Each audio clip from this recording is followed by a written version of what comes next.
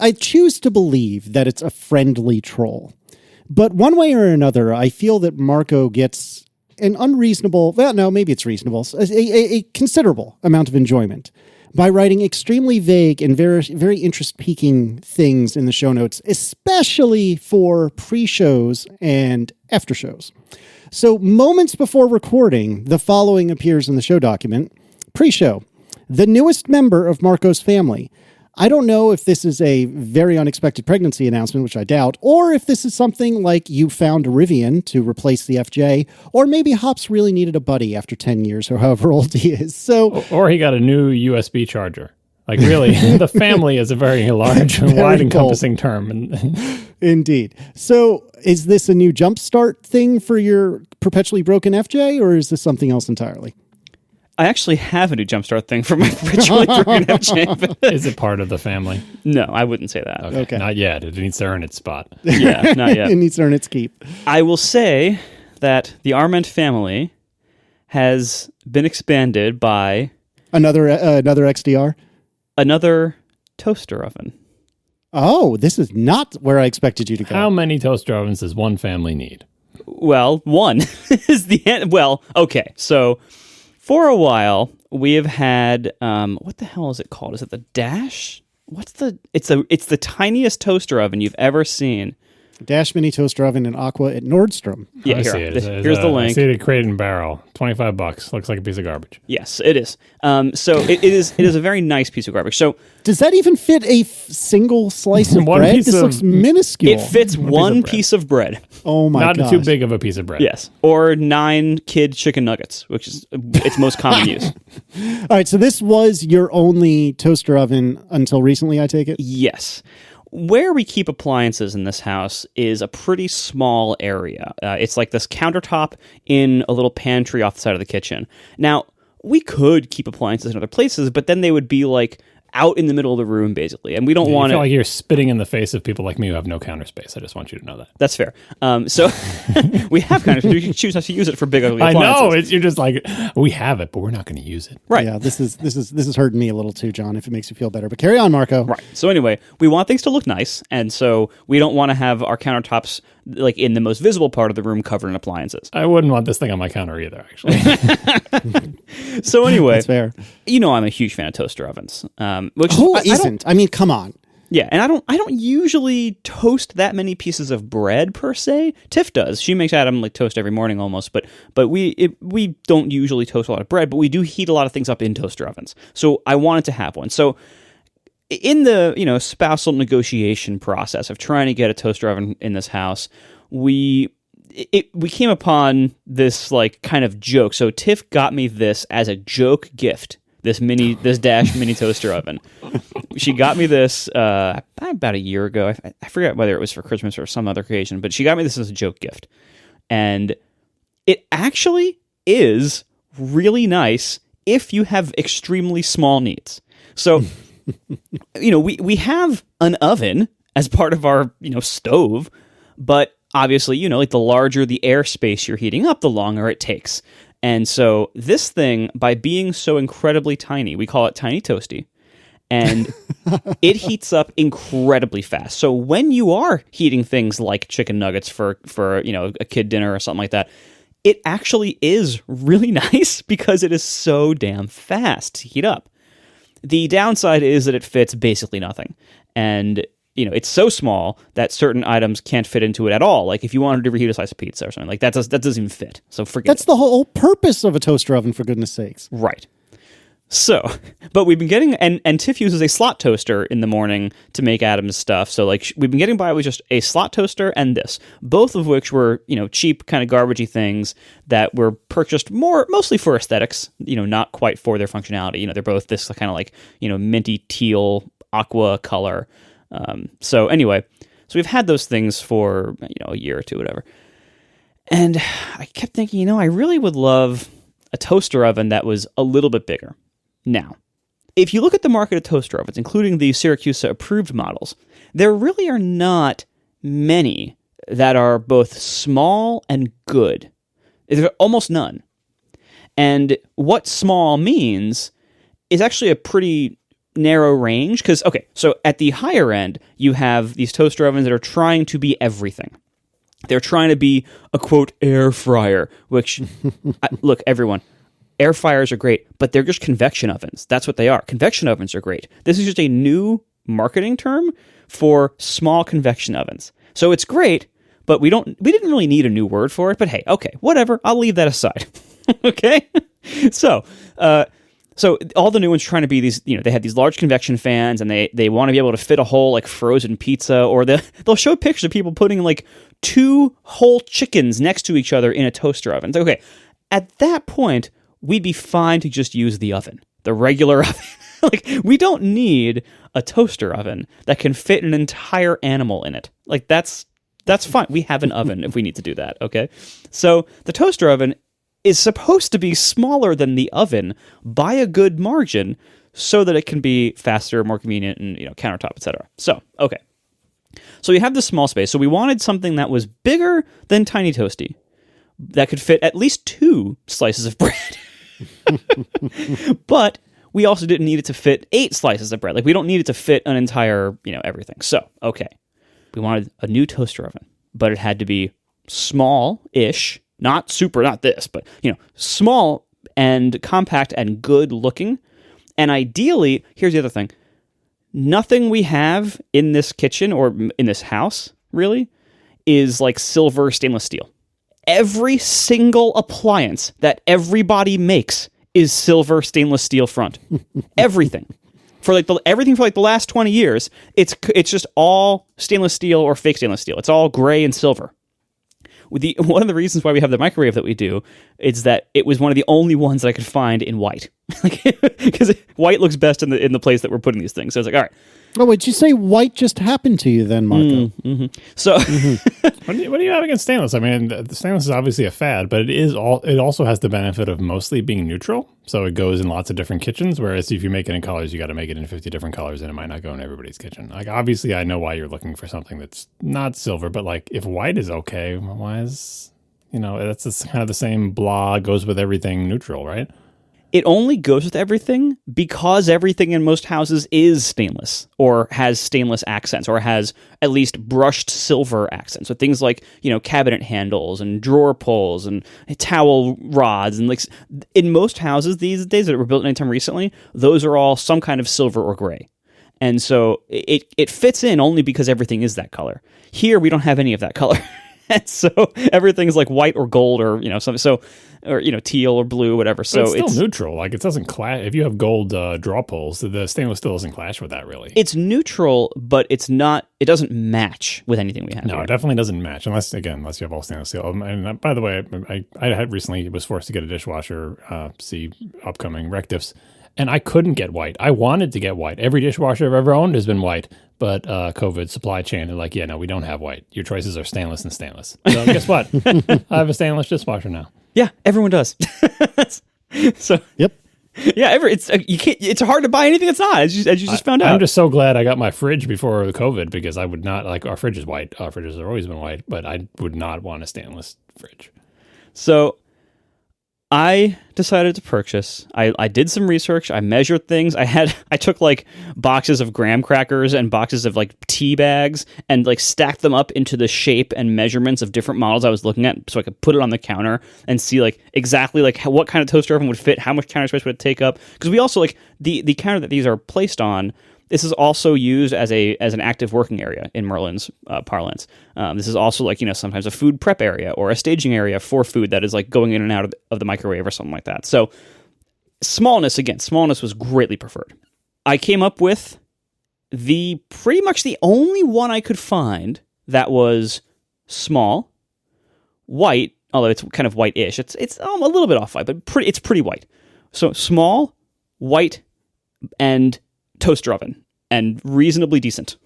Wait, is this going to be on your counter? Is that why you're worried about the appearance so much? It's in the pantry area, but we care about how things look back there, too. But the pantry area is hidden. Like, the whole benefit of it not having it out is that you can get it, and if your toaster, it doesn't match everything, who cares? It's off in another room. We see it. All right, go ahead. I just feel like this is going to be inferior to what will be my recommendation, which is the 450. John, this was not my goal. However, I got the toaster oven that I think is the choice that will maximally piss you off. Oh no. Oh no. Is it shaped like an animal? Does it have a griddle on top for making sausage? I was going to say, what was that red one with that was, oh gosh, what is this thing? The multifunction breakfast shoppy. That's what Marco got. Here, I'm pasting an image in the chat. Oh my God, you got the Bermuda? I got the Bermuda toaster. This is the steam toaster That's oven. not as bad as the breakfast station thing. This is the one that we did on stage, Friend right? of the show, Yes. yeah. This is the one that Alex Cox and Cards Against Humanity brought up on stage when we did our last live show. Mother of God. As a joke. You think this looks better than stainless? I don't. I Yes. think the off-white clashes way more than stainless would. It actually, when you see it in person, it blends in a lot more. Like, I think like the camera's white balancing is doing a little bit more of an aggressive job of showing the difference here. In person, it just looks white, basically, especially because it is on the other end of the counter. Do you recall the Photoshop gradient toast that came out of this thing when we did a review on stage? Oh, yeah. The picture of me holding it up. It's like literal gradient from dark to like white. Yeah, I know. That's not what you want out of a toaster oven. I am familiar with all of the shortcomings of this toaster. I know from doing that live show. I know from watching YouTube videos and reading reviews. I am familiar with all the shortcomings of this toaster. And However, yet. And don't forget what I said a little while ago. We don't actually eat toast that often. But this was the smallest, nice-looking white toaster oven I could find. And it's nice. I'm gonna Photoshop the Breville 450 in there, and it will look so much better. So the problem with almost all the Breville ones is that it's like 1 to 2 inches bigger in each dimension. So it's actually like substantially larger. I think it's close to the Bermuda. No, it's not. It's like 2 inches wider. It's about 2 inches deeper. It's similar height. Well, again, looking at the embarrassment of riches you have in terms of countertop space, even in your little pantry thing, you've got so much space. Who cares if it's an inch wider? But I have cleaned this up, for installing the toaster. When you install a new appliance, you pick up all the old ones, you clean under them and everything. You have so much room. But this is a working area. I need the room to put stuff. Again, see upcoming rec diffs about active working areas. I understand what you're saying, but you have the extra inches there. So anyway, Oh, my word. we got this thing, and of course, even though we don't usually eat a lot of toast, I had to also order the fancy Japanese milk bread to put into it. Oh my gosh. And so we had like the correct type of bread as far as what I could get mailed to me, but the correct-ish type of bread, this Japanese milk toast with a name that I forgot but begins with an S. Well, lots of good recipes for that on YouTube if you want to try baking again. Yeah, I thought about that actually, but it was easier just to buy a pack to see if I liked it first before I bought the special pan and everything else. But anyway, we tried it out today. It all arrived today. Tried it out, and it's actually really good. I can strongly recommend making crazy Japanese steam toast. It is so good. Now, granted, it tastes mostly like toast. Like it is not like, if the best toast can be, is a 1 to 10 kind of scale, it's not like a 20. It's more like, a 13 or 14. Like it's a really good toast. It still tastes like toast, but man, is it good. And yeah, oh man, strongly recommend. So now I have the toaster that I apologize so much to Mr. Syracuse, but my God, I am so happy with the ridiculous steam toast that came out of this thing. And I will say, I never actually touched it when we had it on stage. Relative to other toaster ovens that I've seen, it's pretty nice. Like, it's nicely designed. It's a nice appearance. The knobs, they don't feel like BMW knobs, but they feel pretty decent for a toaster oven. The interface is nice and simple. It has nice simple iconography. It's very subtle. It sounds good. The LEDs are yellow and not bright searing blue. Like, it's just like a nice toaster. And so overall, I'm very happy with it so far after 12 hours. And, we'll see how it goes after that. Well, I think I remember one of my complaints from the show was that the rack inside there is made of such thin wire, you feel like you could crumple it up in your hand, which doesn't give a quality appearance. But, anyway, if you're not going to get the toaster I recommend, I'm glad at least you got one that has a trick, like this whole steam thing, like that trick. It has a trick that makes it unique, has a unique selling proposition, as they say. And you like the result of that. You like the toast that came out of it. So, at least you didn't get another thing that's basically like a larger version of the tiny Toastie, which is just a bad toaster and has no extra features to it. at all. Although every time I look at this one, I'm so angry that they made the window so small. It's like, we're not welding inside there. Just let me see my nose. Nice.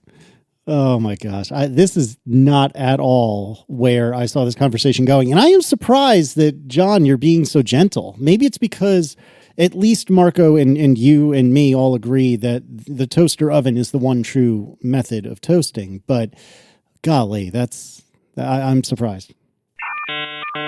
All right. Anyways, I was not happy last week. So last week we had a couple of power spikes, and then we had a power failure. Now, on the plus side, this all happened within days of me getting, I don't remember which one it is, but what is it you recommended, Marco? A Cyber Power? The UPS. Cyber Power AVR series, I believe, right? I think that's right. I'll try to remember to put something in the show notes. But one way or another, I had just gotten that actually because my whole power setup, really everywhere in the house, but particularly in my office, was a mess. So now I've got that straightened out a little bit. But last Thursday, thankfully it was Thursday and not Wednesday. Last Thursday we had a power spike, and it flickered on and off a couple times and it died for like an hour. And I'm still not entirely sure why. It doesn't really matter.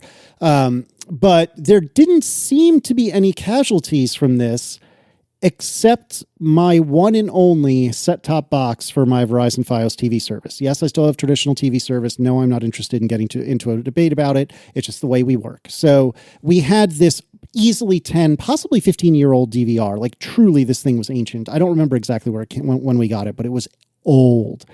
And it had been long in the tooth already, but apparently it really improperly died. And the behavior that we saw was it was just constantly rebooting itself over and over and over and over and over.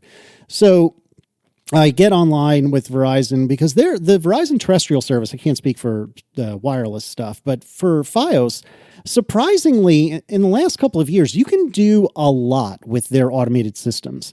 As an example, when the power did come back, my Fios internet wouldn't come back, and I got online, tethered to my phone, and I said, hey, my phone number doesn't have, Fios service right now, and the website just said, okay, we're going to reset presumably my ONT or whatever, but we're going to reset your service. And, 5 minutes later, sure enough, it was back. I didn't talk to a human, not via chat, not via phone, nothing. So I get on the website and I'm, saying, my set-top box is broken. And one of the options it actually gave me was, it's rebooting constantly. And it said, okay, well, we'll send you a replacement, just like the one you've got. Which one is it? And the options, I forget if there was like no option for me to select the one in question, or if or maybe it didn't look right to me one way or another. I was like, oh, it's none of those. And immediately, okay, time to talk to a person via chat. Fine. So I talked to a person via chat. They're very, very nice. And even though it took forever, presumably because they're talking to like 17 other people at once, they did agree to send me a new Fios box after they insisted that they send a text message to my phone. Why did they send a text message to my phone, do you think, gentlemen? To make sure you're who you say you are. Is there a two factor? Well, yes. I'm sorry, 2 text messages to my phone. One was to verify who I am, but the other one was more interesting. We've talked about this just a couple of months back. Did you have to record a video of the broken box? I am stunned, Marco Arment. Well done, sir. Really? You get a gold star for today. So they send me in the this future, link. you'll have to record all broken things on your phone. Right? So what if your phone breaks? All right. So they send me this link via text message to techsee.me, techsee.me.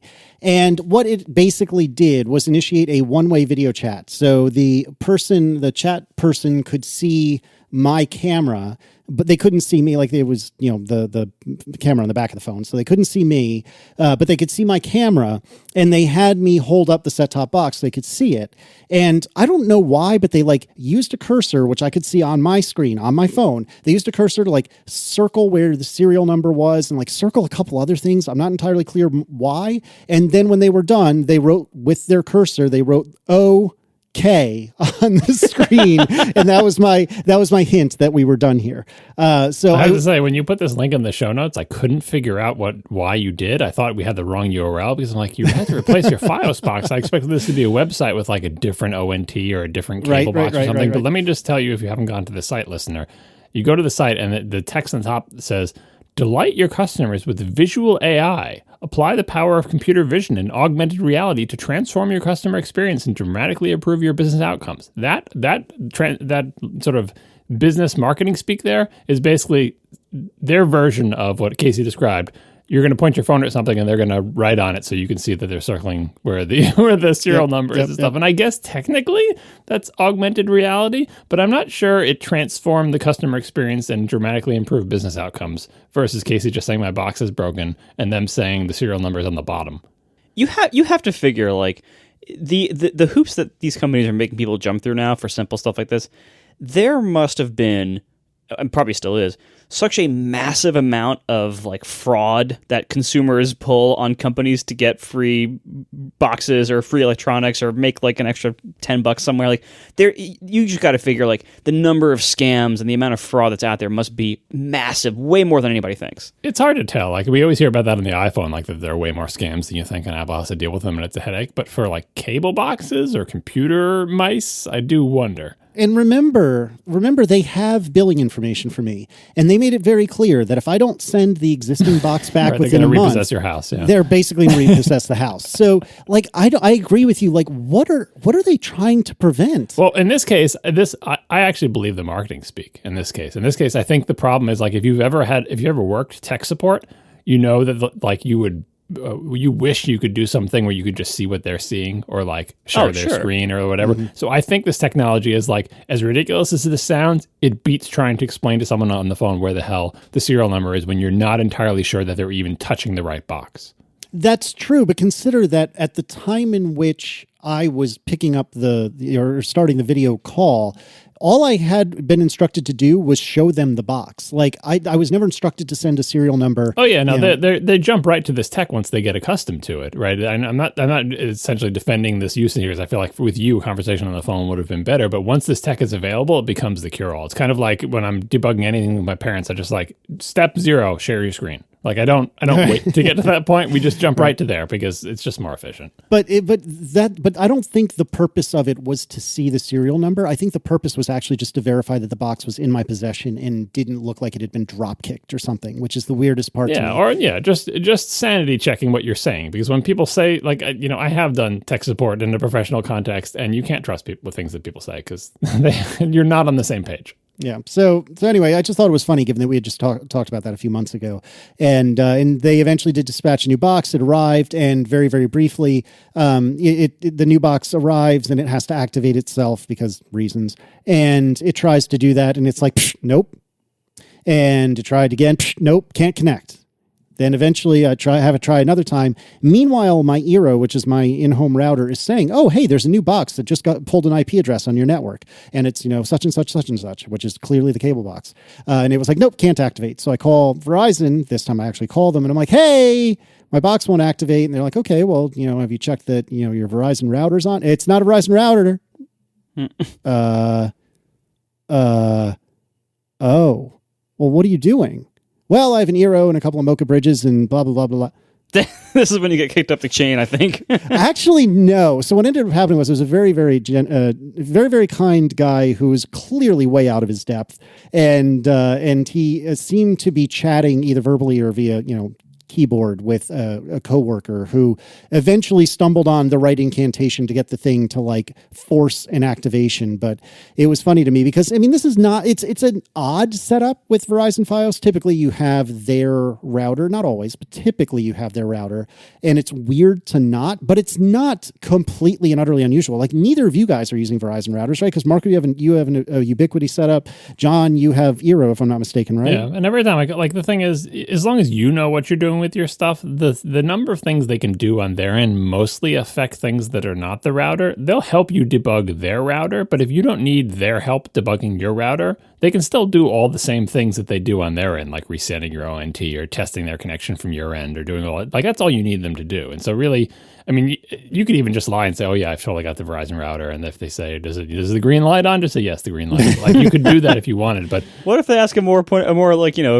vague question like, how many lights do you see on the front? Right. 7? Right.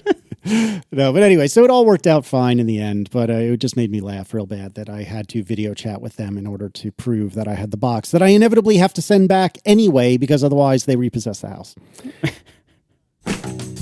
We are sponsored this week by something honestly very, very close to me, very dear to me, the Stack Overflow podcast. For more than a dozen years, the Stack Overflow podcast has been exploring what it means to be a developer and how the art and practice of software programming is changing our world. Now, this actually means something to me, personally, because the Stack Overflow podcast, they say they've been doing it for more than a dozen years. That's true, because more than a dozen years ago, I was listening to it. I listened to it whenever it would come out. I remember clearly listening on my video iPod on the way as I was walking in when I worked in the city. And I was listening to them talk about, how they were building the site and what they, the considerations they were having over time and everything. And it really was one of the very first podcasts I listened to. And I kind of never stopped after that. and I'm very happy about that.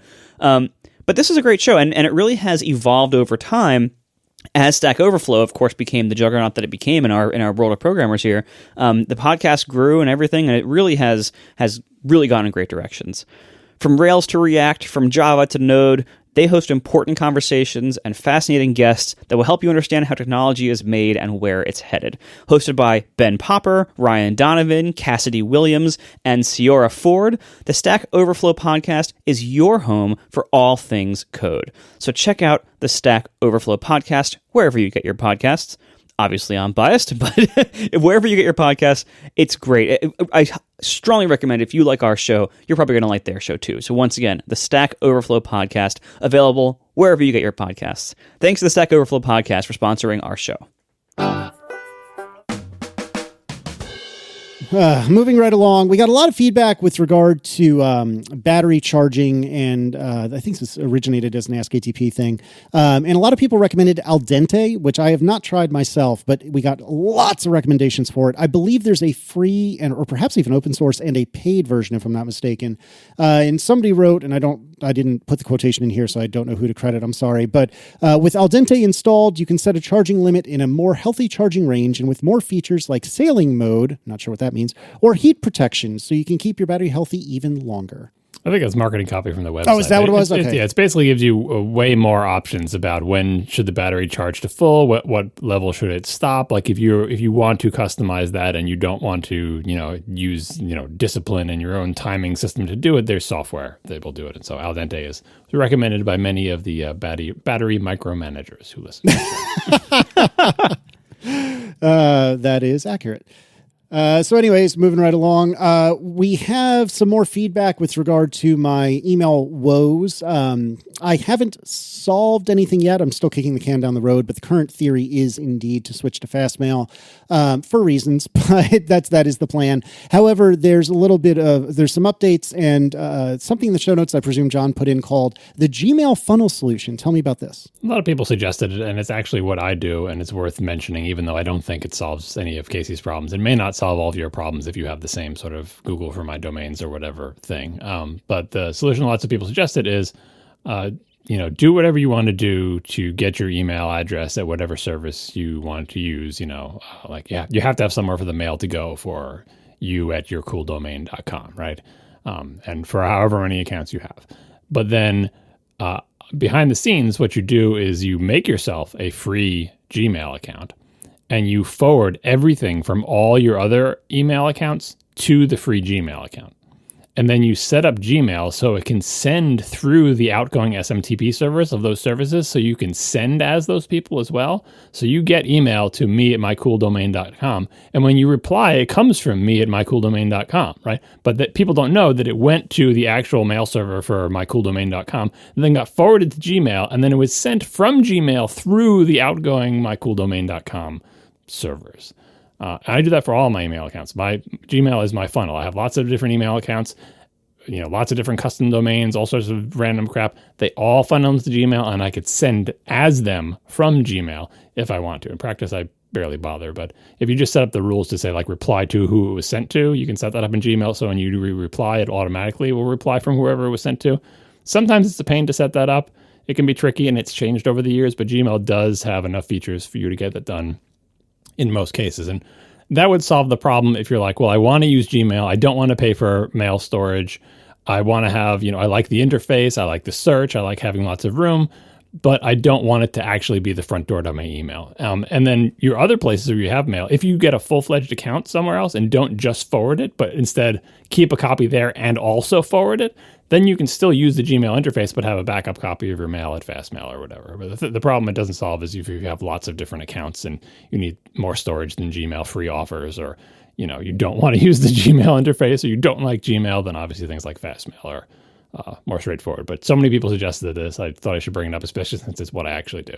Yeah. And speaking of storage, according to Ashish Gandhi, the discontinuation of the free custom domain affected me as well, but wanted to point out that for $6 a month, you'd get 30 gigabytes of storage and not 15 like free Gmail. So your 20 gig need would be fulfilled without paying for extra storage space at $2 a month, which I did not realize. I don't have any links to share about that, but it is worth noting. Additionally, this is a very quick tangent. When I was a younger man and really wanted to watch a BBC television program about cars, I would hang out on a website in an IRC chat room called Final Gear in order to see if any trucks drove by with episodes of Top Gear on it. And a friend of mine, Daniel Nelson, who I befriended long after this was a thing in my life, Daniel is one of the main people that was at Final Gear. And so it's always a pleasure to hear from him. And Daniel wrote us, and he wrote, "Please don't run your own mail server. If you do, you won't be able to run it directly on your Synology unless you have a, quote, relay host, quote, that has a non-residential IP, because all known residential IP ranges are included on all the block lists that email providers use. If you do decide that you want to go down that rabbit hole of running your own server, my favorite setup is from," and then I'll put a link in the show notes, and it explains things really well. But seriously, don't run your own mail server. It's caused me more headaches than anything except for maybe running IRC servers. Trying to get your IP unblocked so people can receive your email again because someone at Microsoft got a little too excited with their IP ranges is exactly as fun as it sounds. So yeah, no, thank you. Yeah, I can definitely see, because if you think about why would mail services block residential IP ranges? Well, because if your computer is hacked by some malware to relay spam through it, then that's going to mostly come from residential IP ranges. And how many legit mail servers are coming from there? Almost none. So it's like oh god, back I think I mentioned this on the show before, but at Tumblr, David was very adamant that the sign-up process be as smooth as possible. That's why there was no confirm your password box. And there was no email verification at first. I mean, I don't know if this changed after I left in 2010, but that was a long time ago. But anyway, sign up was just three fields. It was the blog name, email, password. That's it. And he was very adamant that it has to be super easy, super smooth, and go right in. And after a while of it being popular for a little while, we started getting spam at an amount that we had to actually act on it. And so we decided to put up a CAPTCHA on the registration form, but only for people who we thought were already spammers. So only if we had a high confidence that the person was a spammer anyway. So we weren't putting everyone through a CAPTCHA, only likely spam candidates. And there were a number of ways that so I devised a number of heuristics of well, first of all, what are they entering as their blog name, email, and password? Certain patterns are being used by spammers. But the one that was by far the most effective, the first class A, whatever it is, of Russia, I just put all of Russia through the CAPTCHA. Anything coming from Russia. And that stopped something like 98% of the spam. Nice. Good and grief. And the Russia, and it sounds like, to the good people of Russia who aren't spam bots, there are some of you out there. You're certainly not the majority. Most of the people from Russia are not people; they're spam bots that we experience on the internet. But there are good people there, and I understand. Maybe you might be offended by the fact that I was putting your entire country through a CAPTCHA as if you were a spammer. But the reality is that actually did stop most of it, and so I can see kind of the same thing going on with this email server thing of if you're running a mail server out of your house. There are some people who do that. I'm sure there are good people out there who are trying that, but the vast majority of email coming from houses, as the SMTP agent, is going to be bots and is going to be, people whose computers have been infected by malware. So like, of course, every mail server is going to be like, nope, forget it. No way. That actually reminds me, by the way, very quickly, I was reminiscing about the open source software Zimbra, which was like some sort of kind of G Suite before G Suite existed sort of thing. And I had a handful of people reach out who are either recent or current Zimbra users who said, stay away, stay far, far away. Apparently, it has gone very downhill since I dabbled with it 10, 15 years ago. So I thought that was funny. Marco, you could have free email forever, or you have other options, apparently. So big thank you to Emmanuel Crevissier, who wrote in to tell me that Fastmail, so I had said last episode that I've been using Fastmail as my email host for something like 10 or 12 years, some absurdly long time, and I have posted referral links here and there, like on my blog or whatever else, and so I've built up over time like $2,600 in referral credit, and every time they bill me, it just deducts from that. But I'm building up credit faster than I'm spending it. And so I was joking, like, it's going to take me 100 years to actually go through all this. Well, anyway, Emmanuel wrote in to say that Fastmail has like an FAQ entry that you can get paid out excess referral earnings above $100. So I open a ticket. I'm like, hey, can I have like $2,500 of this as a payout? And they paid it out within like an hour. It was so fast. Holy cow. So legitimately, thank you to Emmanuel. You made me $2,500, and I'm very thankful for that. And that paid for some of the car stuff we'll talk about later. Oh, no. All right. Moving away from and my email. new toaster. Oh, gosh. It's all Emmanuel's fault, John. It's all Emmanuel's fault. All right, so moving away from email, we talked last week, Carlos Carpio Garcia wrote in with regard to universal control from Wi-Fi to cellular and back. And after hearing the show, Carlos had recorded a video, which we will link, wherein you can see this in action, which I thought was really cool and worth, I think the video is like 2 minutes or something like that, and it's worth a couple minutes of your time. And then unrelated to that, Carlos writes that apparently you can play Xbox Game Pass on the iPhone using HTML5, which I remember us talking about when that was promised, but I didn't remember it having launched. And according to Carlos, it works, quote, pretty well, quote. Yeah, that show was a long time ago, so people can be forgiven for not remembering. But it was when we were debating, like, when Microsoft was trying to get their app on the App Store, and Apple was rejecting them, saying you can't put a streaming game service on our App Store, and so they're like, well, fine, we got to go to the web. But yeah, you can't get the app on there, but you can try playing the games through the browser. Good luck. Works okay, I guess. Could this actually be a good way to get gaming on the Mac? I mean, I understand like iOS has certain limitations and everything, but like I know it still is going to be limited by what browsers can do, but browsers can do a lot these days. Like what if the solution to gaming always kind of being second rate on the Mac is this kind of thing? I mean, you could do this now, but it's not really setting the world on fire because it's not the best way to play, in particular, games that require sort of low latency, quick reflex type stuff, which a lot of the most popular games tend to be like that. You could probably play, Hearthstone or Magic the Gathering or something like that, but even then, I feel like it might take away from the experience. Like, I've done it. Every time one of these streaming things comes out, I try it. And it's not the browser that's holding it back, especially on the Mac, where you've got a lot of horsepower behind it. And your sort of input options are not as constrained as they are on the phone, but still, the thing running your game is far away from you geographically, and it takes a while for the signals to get from your keyboard to that computer and then back to your screen. So it's more of a latency problem. Yep. And you can don't get me wrong, it's viable and it's better than nothing if you have no other way to play a game. Hell, I've sometimes before I go to bed, I remember there's a thing I need to do in Destiny, and I pick up my phone and I do the PlayStation 5 remote play thing. I can wake up my PlayStation 5 from my bed with my phone, turn it on, launch Destiny, go do a thing, and then put my PlayStation 5 back to sleep. Wow. That is pretty slick. And that's just me within my house. But it is not a great experience. Like, even within my house, like the thing is, it's just, it's over on the same Wi-Fi network. The latency is not great. And Destiny has a lot of controls. Try using those controls in a competent manner on a phone screen. Not easy, but it's good enough for me to go get the thing that I almost forgot to get from Xur. Totally. I hate when that. Don't you hate when that happens, Marco? When you forget the thing at Xur? That sounds like a parody. Old Snakeface. Yeah.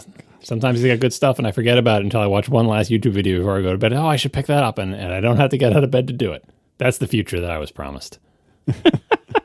All right. With regard to the askatp about phone theft, Guy Rambo points out an article where the theory is it's actually about stealing banking information. So, quoting from the article, before the pandemic, it was common to see bicycle thieves stealing phones from inattentive people on the street, but they used to resell the phones. Now there's a specialized gang that not only invades the iPhone, but also the bank accounts on it as well.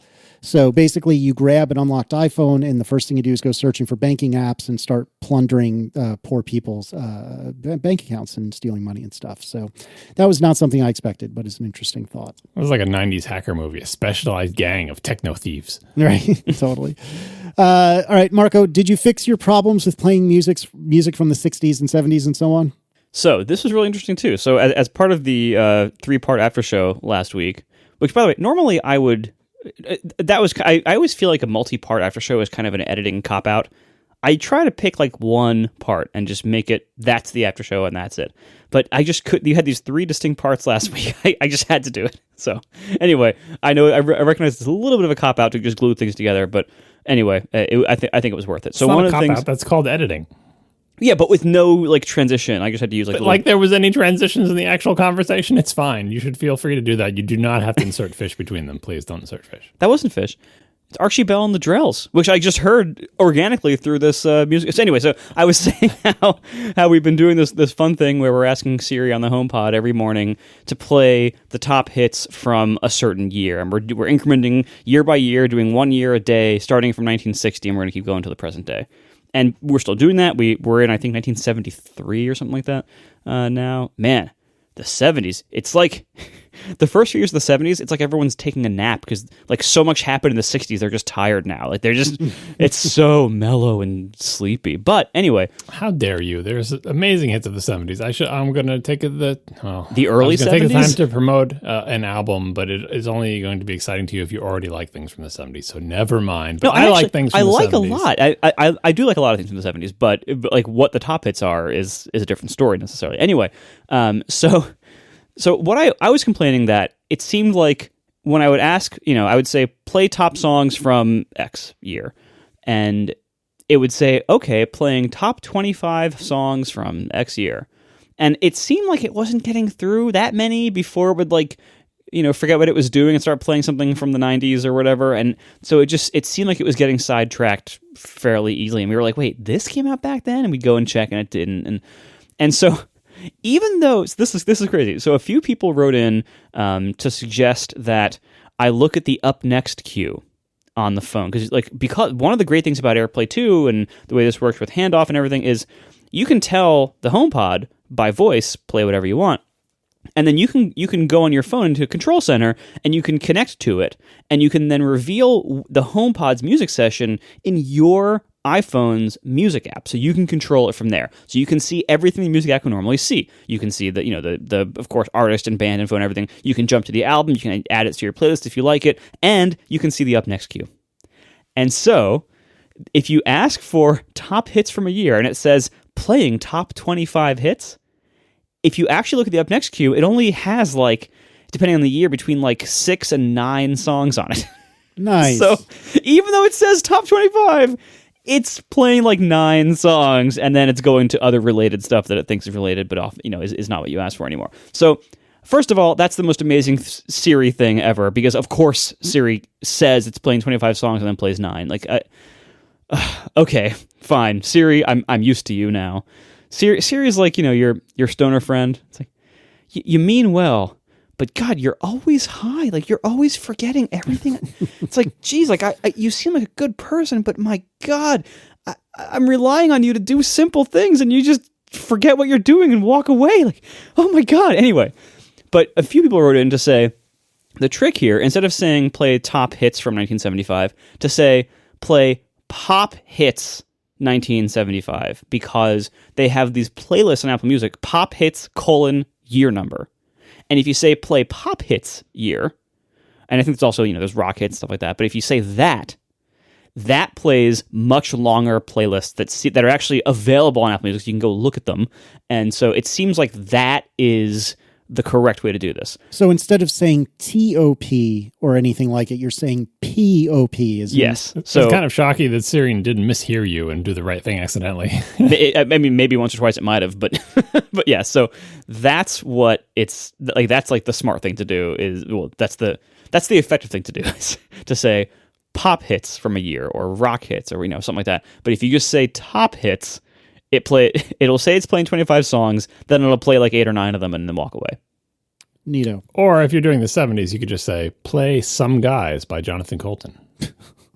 That's the album I put in the I haven't heard that one. Show notes in the chat. It is faithful, note for note, exact sound-alike covers to 70s hits, which is normally when you do covers like, I'm going to do my own spin on this song, or I'm going to do an acoustic version of a 90s song and put it in a movie trailer. No, this is, I'm going to try to sound as much like the original track as I possibly can, allowing for the fact that I am not those people. I mean, what I did when Colton first put out this album, he also said, and by the way, here are links to like all the original tracks, so you can, get them, because those are all on Apple Music, or they're all on all the streaming services. So I have both the cover album and the original tracks. And again, obviously his voice is not going to sound exactly like the voices of 17 different singers, but this album is amazing. He does an amazing job. And what it made me do is realize how much I liked a lot of these songs from the 70s. So then I got the originals as well, and they're all in my collection now. We are brought to you this week by Memberful. Monetize your passion with membership. Memberful allows you to build sustainable, recurring revenue by selling memberships to your audience. And they have everything you need to get going in this way. Membership is really, it can be tricky to host yourself. I know, I've written these things multiple times now, and Memberful handles all the hard stuff for you. So you can focus on what you do best, and you can earn sustainable, recurring revenue really quickly to start. So Memberful has everything you need to run a membership program. Things like Apple Pay support, optimized checkout pages, easy member management, dashboard analytics, free trial support, gift subscription support, private podcast hosting if you want, so much more at Memberful. And it seamlessly integrates with the tools that you already use, with lots of fully managed integrations with the most popular services. If you have any questions, Memberful always has access to a real human for you to help answer your questions, and Memberful aligns their goals with yours. They have, their world-class support team is not trying to take more money from you or anything. They want to grow your revenue, and you retain control. You have payments go to your Stripe account. You retain ownership and control of the audience. You retain branding decisions and branding, look and everything. And so you really are in control of your membership the whole time with Memberful. It is a great service, and you can see for yourself by getting started for free with no credit card required at memberful.com/ATP. Once again, get started for free selling memberships to your audience.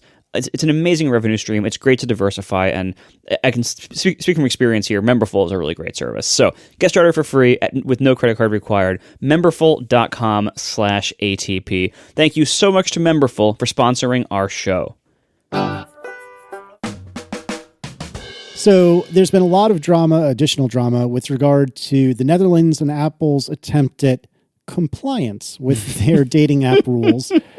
Oh my gosh, you guys. So I'm having a real hard time. I don't think we're gonna have time to explore this during this episode. We're already running kind of long, but I really feel like am I rooting for the bad guys? I know I've said this before, but Apple is really not acting like good guys these days, or good people, I should say. It really seems like Apple, in this context, if not many others, is really being kind of gross, and they're kind of acting like petulant children, which is not entirely unlike Apple. But I don't know. It's just so much of my being is tied around being enthusiastic about Apple, and it's a real culture shock for me personally anyway, when Apple does things that I just find to be so deplorable and gross. And maybe that's a little bit strong, but it's just, I don't dig this at all. And I know that most people who listen to the show are probably also enthusiastic about Apple. And if we just sit here and complain and moan and whine about Apple all, for 2 hours every week, that's not fun for any of you to listen to. And I don't want to alienate our listeners, but I also want to call it like I see it. And this is gross, my guys. This is gross. And so what's going on? Wait. So, before we continue, Casey, I need to tell you that this podcast does not support the App Store's private and secure payment system. All purchases in this podcast will be managed by the developer ATP. And your stored App Store payment method and related features, such as subscription management and refund requests, will not be available. Only purchases through the App Store are secured by Apple. Now, would you like to learn more? Continue yes, or please. cancel? Let's learn more. So when you use a third-party payment system within your app, this is actually quoting from an Apple support document. When using a third-party payment system within your app must include an in-app modal sheet explaining that purchases are made through a source other than Apple. The modal sheet design and messaging must exactly match the specifications provided in Figure 1. The title is, "This app does not support the App Store's private and secure payment system," and the body is exactly what Marco just read. So, oh my God. Like, I understand to a degree that I don't think it's entirely unreasonable for Apple to want to say, hey, listen, you are taking, your credit card, I almost said your life, but you're taking your credit card into your own hands now. Like this is not, this could be dangerous. Here be dragons potentially, but good grief, this is aggressive. Like this is really aggressive, unnecessarily aggressive. Like I feel like we're back in like the mid to late 90s. And I'm sure I've told this story before on the show, but my dad started buying CDs from, I think it was CD Now, if I'm not mistaken. And that was like the Amazon of music, and then eventually got bought by Amazon actually, but it was like the Amazon of music long before people were really comfortable putting credit card information on the internet. And I remember Dad tried it once or twice, and like legitimately Mom was like, okay, well, we're going to have to cancel these credit cards because inevitably this data is going to be stolen. And it ended up fine, and Dad spent an inordinate amount of money at CD Now, but it feels like that kind of fear all over again. It could be, it's not secure and it's not private. What's going to happen? Oh my gosh, do I need to burn this credit card after use? What am I going to do? Oh my gosh, I should learn more. It's obviously the incentives are not aligned here. When the company that has its own payment method that they want you to use that pays them is allowed to dictate the text that you have to write to send someone to your other payment method. Of course, they're going to talk up their own thing and say, you don't want to leave us, we're great, but and by the way, you have to write it this exact way. I think the worst thing about this text is the bit towards the end that says, your stored App Store payment method and related features, such as subscription management and refund requests, will not be available. We know what they're saying because we know all the ins and outs of the thing. Like, people do like the fact that all of your subscriptions are in one place, and now say this is a subscription in a third party, it's not going to be listed with your other subscriptions, right? And Apple makes it really easy to unsubscribe, so you don't have to call someone on a phone and all the other BS, right? So that's what they're referring to there, and we know what that means. But the second bit is really the worst because it says subscription management and refund requests will not be available.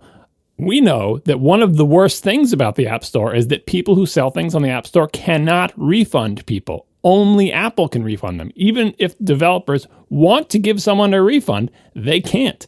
Customers don't know that, would never guess that. And this is saying, oh, you might not be able to get refunds, when in reality, chances are very good that you will have a much better refund experience with a third-party payment provider than you will with Apple. Because Apple, if you make a request to a developer says, I can't refund you. And then people think you're lying because that sounds absurd, because it is absurd. And then if you make a request for Apple for a refund, they'll probably give it to you, but Apple doesn't care about you. And if they reject your refund, you have no recourse because Apple, like, it's not like you can go talk to somebody about it at Apple. Like, you'd have to put up getting through the impenetrable wall that is Apple to get a refund for some software that you got rejected for a refund for is the same thing developers have to deal with when their app gets rejected and they try to get through app review and say, hey, you shouldn't have rejected this because you're wrong about how my app works. Can I find a human to talk to? And the answer is no. I'm not saying that Apple is bad about refunds, but I'm saying one of the reasons developers want to use third-party services is so that they can give better customer support than Apple does. It is a way to differentiate their product. Please let us, good companies, obviously, bad companies want to do it so they can refuse a refund, right? But good companies want to do it so they can give you a better experience with customer support, so they can give you your refund more willingly than Apple would and more quickly than Apple would. I know there's two sides to this, but you read this text and it makes it sound like, whoa, I might not be able to get a refund. And that's just like flying in the face of one of the big motivations for people to want to use third-party ones. Now, granted, The much bigger motivations, which we'll get to in a second, is save money. And then the bigger motivation for the bad people is refuse to give anyone refunds ever and scam people. But it's not like scams don't happen on the App Store as well. So anyway, moving on to the exciting part of this. Well, I don't know which part you're talking about because so much of this is exciting. But consistent, this is again from Apple, consistent with the ACM's order, dating apps that are granted an entitlement to link out or use a third-party in-app payment provider will pay Apple a commission on transactions. So that sounds like, hey, if you're going to use, and I'm picking on it just arbitrarily, like if you're going to use Stripe in-app, then you owe Apple a commission. Well, that seems a little weird, but okay, I can go with it. Google's doing something similar, kind of. But then as you keep reading this document, even via the web. So if you link to, I believe you have to go to Safari, if I'm not mistaken. You can't, Yes. or whatever the default browser is. You can't. If you have to link out to the default browser, you cannot do web payments in-app. Yeah, and you can't provide any sort of query string, if I recall correctly, or if you do, it has to be like static amongst every single user. Yes, which you again, have like to. I can sort of understand that to a degree. No, that's just that is them complying with what regulators are asking for in the most minimal way. But again, it's Apple. This entire thing, I don't even want to nitpick this to death because it's probably going to change in a week. And as Casey was saying, I don't want to bring us down because I'm in a good mood this week, and I'm a huge fan of almost everything Apple does these days, except all this crap. Like, except the App Store crap. And to be clear, when I complain about the App Store, the payment stuff, many people assume that because I'm an App Store developer, that I'm trying to avoid paying Apple their commission. I'm not. I'm sticking with the in-app purchase no matter what people allow me to do elsewhere because, frankly, it works well for me and my app. However, A, it doesn't work well for everyone and everyone's apps. And B, I disagree with the assumption that Apple deserves to take a third of all commerce that happens on a major computing platform. And I so often will go back to the issue of things like, lots of people like build infrastructure or systems that then have customers come in, and it's okay when it's a small thing in a diverse pool. So for instance, it's okay if, a store like Walmart or something wants to charge you 50% markup and you just got to eat it if you want to be in Walmart. That's okay as long as there are other stores. As long as there's a lot of retailers, then what one retailer does on their rules is not super severe, but as they get larger, the larger that retailer is, the more of like all of commerce has to play ball with that one retailer. Kind of like Walmart, which is why it might not have been a great example, but Yeah, anyway. terrible example actually. But like the larger that one retailer is, and the fewer alternatives people have, or the less of the market the alternatives represent, the bigger a problem it is. And historically, you look at all forms of capitalism, that's when you start having to introduce things like regulation. Capitalism in like the more pure forms, like the less regulated forms, work well in certain conditions. Things like, smaller environments or diverse environments or environments with healthy competition. Or the first half of a sci-fi movie. Right.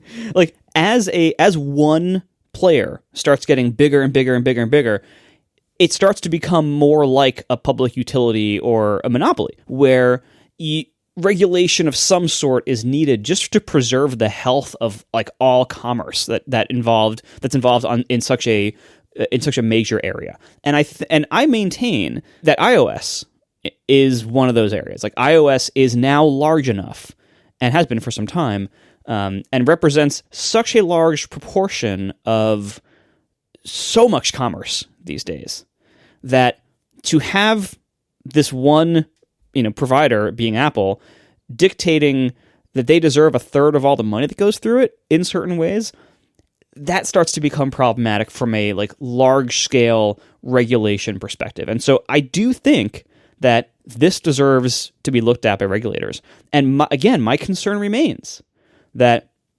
we don't usually benefit when regulators around the world start forcing changes upon tech companies. That's usually not great. Ideally, the tech companies would kind of self-regulate to the point where the governments wouldn't have to step in, because they can probably do a better job of knowing what they want, knowing what we want as technology users, etc. And Apple keeps trying to argue that if they start making less money from the App Store fees, that this whole world of hell is going to rain down upon everybody through things like sideloading and payment fraud and everything. Apple is trying so hard to conflate these issues, but I really think we need to exercise extreme discipline in keeping them separate when arguing about them or when discussing them, because the reason why Apple's trying to conflate all that stuff is because these other outcomes, like sideloading, alternative app stores, things, I don't want that. Apple doesn't want that. I would say, I bet most people who use iPhones don't want that. I bet most iPhone developers don't want that. But Apple is lumping those together because what they're trying to say is, if we aren't allowed to take our 30%, then the only alternative is this other extreme, and therefore you must leave things the way they are so we can take our 30%. Right? But these are all separate issues. Now, if Apple does not relent on the 30% rules enough to get regulators off their back, regulators are looking at it in much larger ways. Regulators and lawmakers are all over the world floating bills right now to do things like require sideloading or require alternative app stores. That's a big problem for Apple. Like, again, I'll be honest with you. I do not have a lot of respect for Tim Cook on a number of levels. And so maybe this is coloring my viewpoint here, but Tim Cook's huge strategic risks he is taking in two areas, this and China, I think are really going to be a problem for him long term. And I think these are blind spots for him, honestly. I think he sees nothing wrong with this because keeping things the way they are in both China, that's a whole other thing, and all this App Store stuff, they are making so much money from it. But they really, when you make this much money from them, you really start to believe that you deserve it. Like, you earn this. But Apple doesn't deserve a third of all commerce that happens on their phones any more than the cell phone carriers do. Or, the browser makers. Like, does Mozilla take a third of all commerce that happens through Firefox? No. Like, imagine if the web came up that way. It would be terrible. Like, that would have been a horrible outcome for the web, and it would have been much more limited, and things wouldn't be where they are today. Apple's pulling a lot of crap here, but I think it's really important to try to disentangle it to some degree. Try to talk about these things separately. And Apple, unfortunately, won't see them separately. Because Apple is really doing a very good job of painting this as one extreme or the other. Either give us all the money or you have all the malware. And nothing in between. But the reality is, it's not that way. Like, the reality is, all this stuff about App Store, to give the example of earlier, they're saying the App Store can give you easy refunds. Do you know why the App Store gives you easy refunds? Because credit card companies give you easy refunds. And if you issue a chargeback with your credit card company, they're going to take the money back from Apple. And that sucks for Apple. Then Apple has to pay certain fees and chargeback fees, and it raises their risk profile and everything. They don't want that. So the reason why Apple gives you refunds easily is the reason why anybody online who takes credit card payments gives you refunds easily, because the fear of chargebacks from the credit card companies. And the credit card companies are the ones who provide protection from things like fraudulent charges. Additionally, the App Store is filled with fraudulent charges. And App Store payments are not the only way to spend money on your phone. So, none of this makes any, Apple's trying to frame this in the way that makes them look best, because that's what lawyering does. But A, they don't provide the protection you think they do. The credit card companies provide most of that. B, you can make tons of purchases on your iPhone in apps like Safari, or in apps like Uber or Lyft, or apps that sell services that the App Store does not take a commission on. Amazon.com. Amazon has an app. No, you don't have to go through Safari to do it. You can just get the Amazon app, and you can buy things with real money. Yeah, I spend money in the Amazon app all the time. And you know what? The Amazon app is not available. It doesn't support my App Store payment method and related features, such as subscription management and refund requests. I guess you won't be able to get refunds then. Yeah, and the Amazon app is not having Apple secure my purchases. It's not keeping my there's this whole thing. It's just a huge smokescreen. Apple is taking what they can, and you know what? When I saw this document, I really was laughing my butt off. This document is a version of Apple that I really, Steve Jobs could have written this. I don't like to pull out the, if Steve were still alive thing very often, because it's usually in poor taste and usually wrong. But this attitude of like, you know what? You're going to try to regulate us? We're going to give you the biggest middle finger. You're going to shove it right where you know you want to shove it. Like this is like, you didn't even get to the worst part of it, because we didn't get to for the people who aren't already familiar with this document, and we said, oh, they're going to charge you money.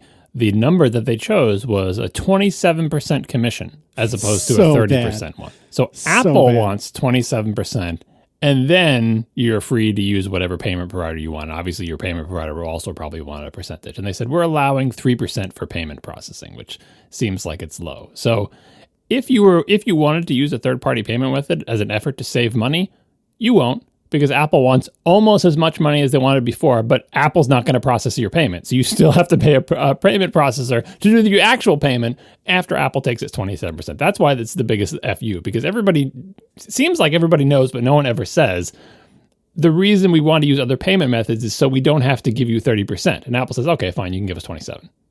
Yeah, I mean, it's incredible, because if you look at the regulations that are coming down so far, and the Epic case, and what the judge said in the Epic case, no one is saying Apple can't collect a commission. So Apple is seemingly complying for the most part with the regulations so far. Well, not with this Dutch one, because the Dutch regulations said other things. Right. Dutch regulations didn't specifically say how much Apple could or couldn't charge, but they said you have to allow developers to do A, B, and C. And Apple was like, no, we'd rather have developers just have to pick one of A or B or C. Like, there's a bunch of... there are different parts of the Dutch regulation that Apple's not complying with. But the commission itself has not been attacked by anybody yet.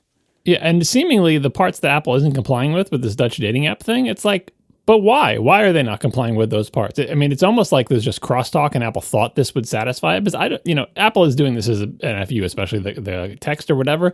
But I don't understand the timelines here. It seems to me that Apple could have made this plan, and then this is the plan that the Dutch regulators rejected, and that's why Apple continues to be fined.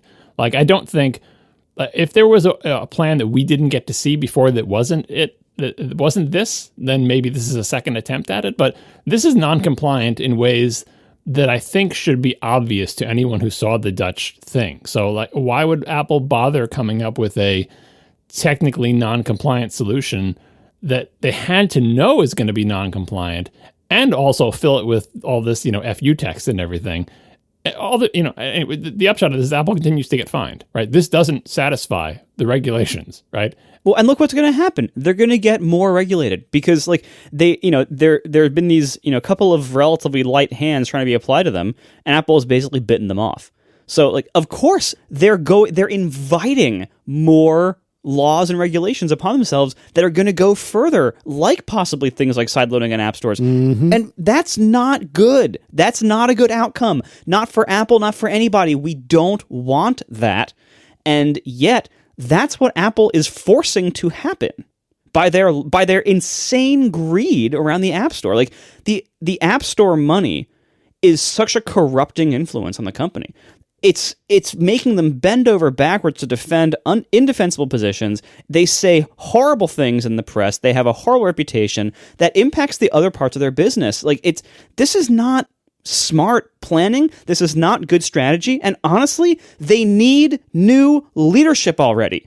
This is not how this company should be handling this. And if they can't see that, they need to bring people in who can. Yes, this is one of those episodes where Marco calls for someone to be fired. Mark it on your bingo sheet. Yes, we need better leadership. This is not appropriate. This is terrible strategy. This is not good, and they're going to have more regulation forced upon them. That's going to be a worse outcome for everyone, including them. Anyway, they're not compliant. They continue to get fined. The fines go up to a maximum of 50 million euros or something. And then there's the possibility of this expanding to different kinds of apps or going to the EU. And the same scenario that just Marco outlined is like this could snowball and get worse. There is the possibility that Apple could do something to smooth it over and make things better. Who knows what will happen? But yeah, that's why the sort of the dickishness of this thing is so baffling, because like, why bother being petty for something that isn't going to satisfy the thing anyway? Like this description of a system has no point in the real world. It is not a thing that's going to be implemented. It doesn't solve any problem that Apple was presented with. And so Apple's not going to do it, because why would they do a thing that they don't want to do that won't solve the problem of them being fined? So this saga continues. I'm sure it will continue for a while now, but this is a sad chapter in this saga, as the ACM, the Dutch Association of whatever that is applying these rules says the ACM is disappointed at Apple's behavior and actions. They're not mad; they're just disappointed, like a sad parent.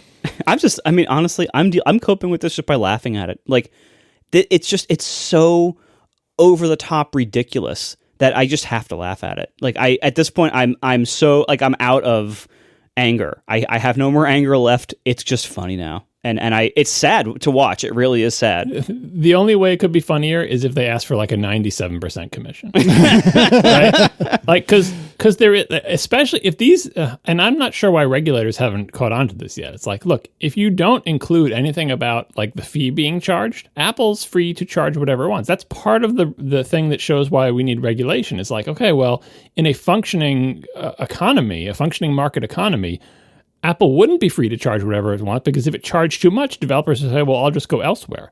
But it seems that no matter how hard Apple turns the screws, their market position is so dominant with respect to money being made in the mobile space. Even though Android exists and is technically bigger, more money is made at iOS devices, that Apple, it's like, how much could Apple charge before it would actually have an effect? Like, when someone in a market is so dominant that they can do things that hurt the other people, and those people don't flee to a competitor, that shows they might have too much power. And so that's, like in these regulations, if one of the concerns is, hey, these companies want to be able to use third-party payment providers so they don't have to give 30% to Apple, you need to write that into the regulation. Otherwise, Apple will be like, all right, fine, we'll just, we'll keep charging the same amount we always charge. Whatever, you didn't say we didn't have to.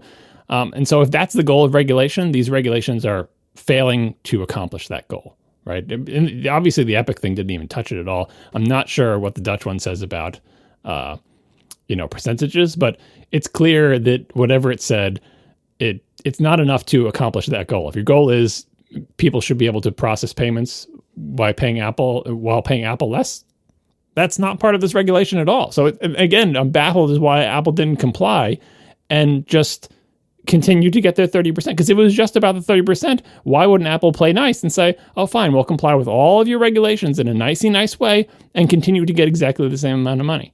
It's really, that's why it looks so petulant. It's like, it's not even like we're taking the money away from you, Apple. You can still have the money due to the stupid way this regulation is written, but you still won't comply with it.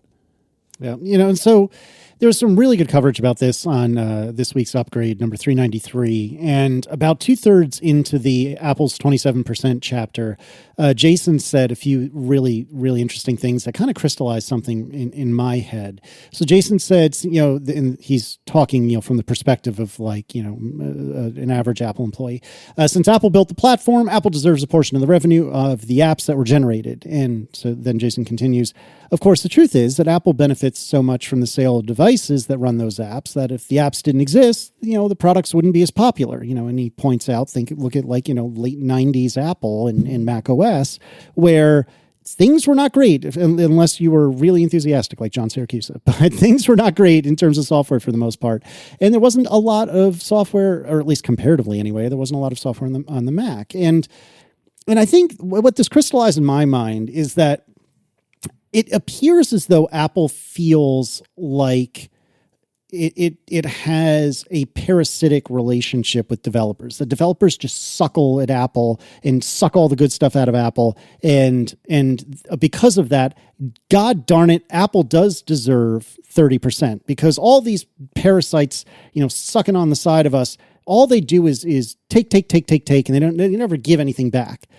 Where the reality, if you have two brain cells to scrape together, the reality is it's a completely symbiotic relationship that without Apple, Marco wouldn't have written Overcast, or arguably wouldn't be as popular, or wouldn't have made as much money, or what have you. But similarly, without people like Marco writing apps like Overcast, and maybe me soon, because I'm getting close, but nevertheless, without people like Marco writing apps like Overcast, nobody would be buying an iPhone. How many dozens of people bought Windows phones? Dozens, I tell you.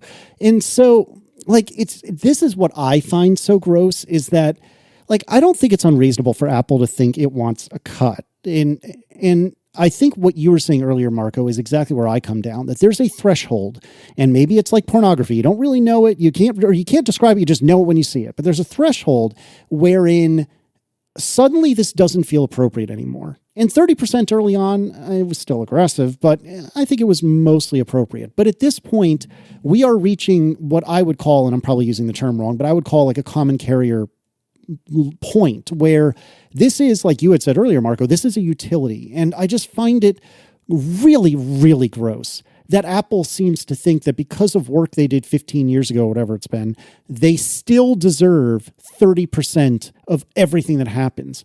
Like, they still deserve 30%, even though, Marco, how much do you spend? This is a rhetorical question, but how much do you spend on advertising for Overcast just to make sure that Overcast appears in search results? Actually, that's a bad example because a few months ago I dropped it to 0 because I was so tired of it. I have spent over the last few years enough money on search ads to have bought a small house somewhere. And I felt bad about that. Given the direction the App Store was going, I didn't feel like I wanted to support it in that way anymore. And so I totally stopped. I stopped all search ads.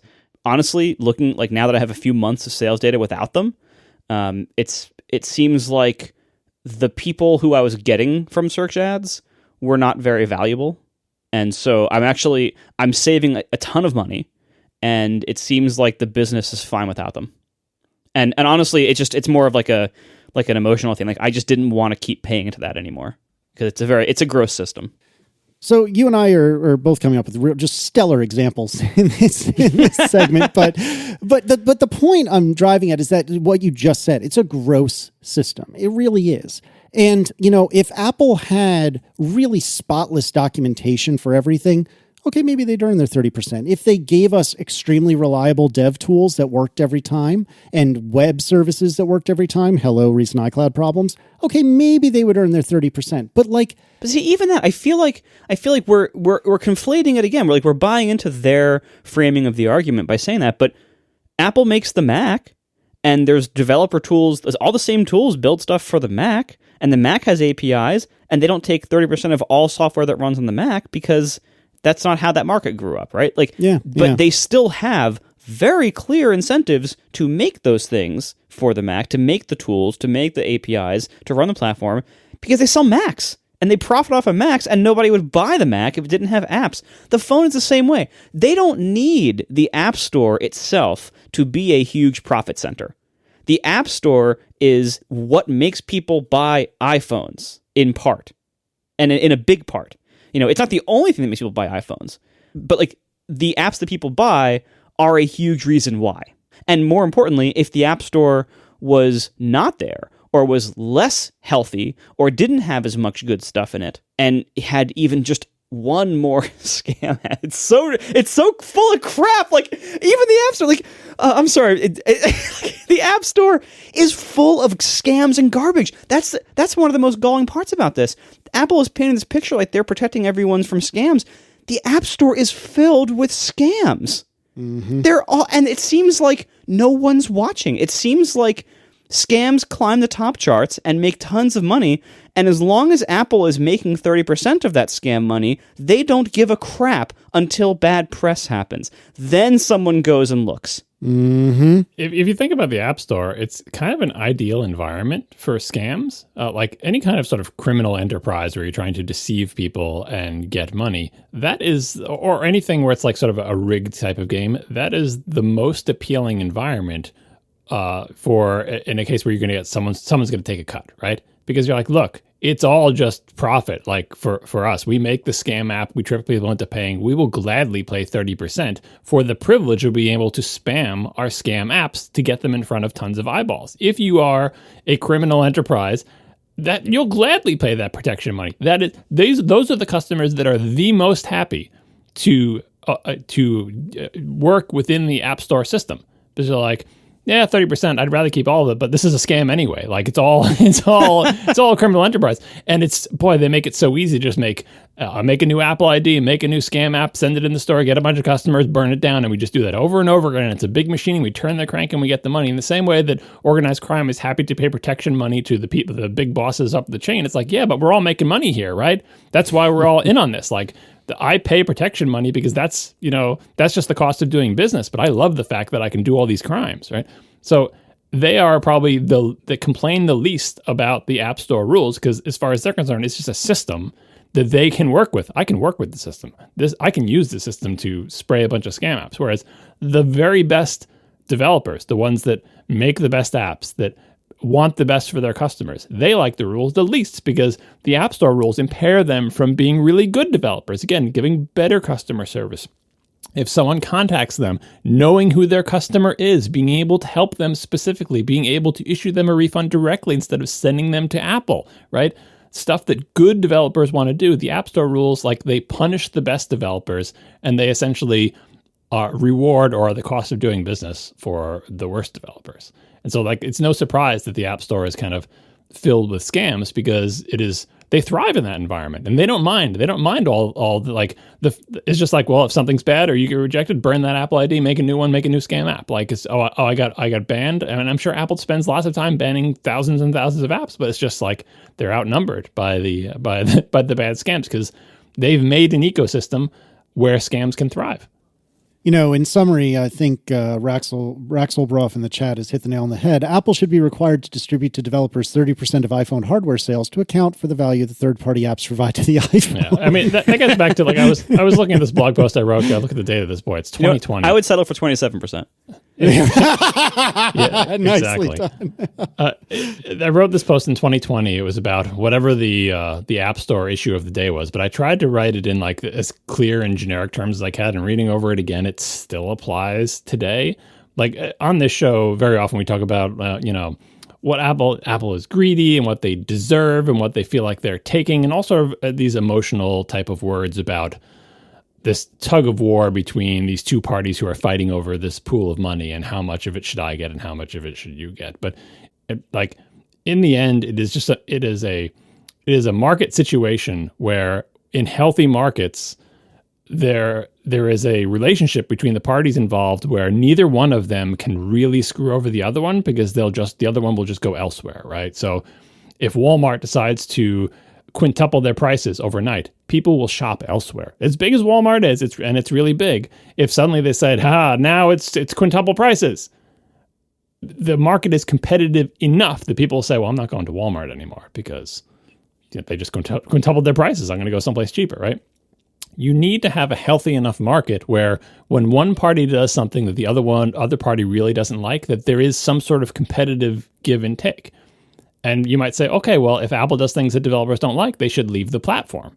That's how it should work if the system is healthy. But I feel like now we're in a situation where developers and Apple can't agree on how this relationship should be, but it's not yet bad enough to make the developers go elsewhere because there are other countervailing forces, one of which being, where else would I go? To the other platform that has the same rules as Apple?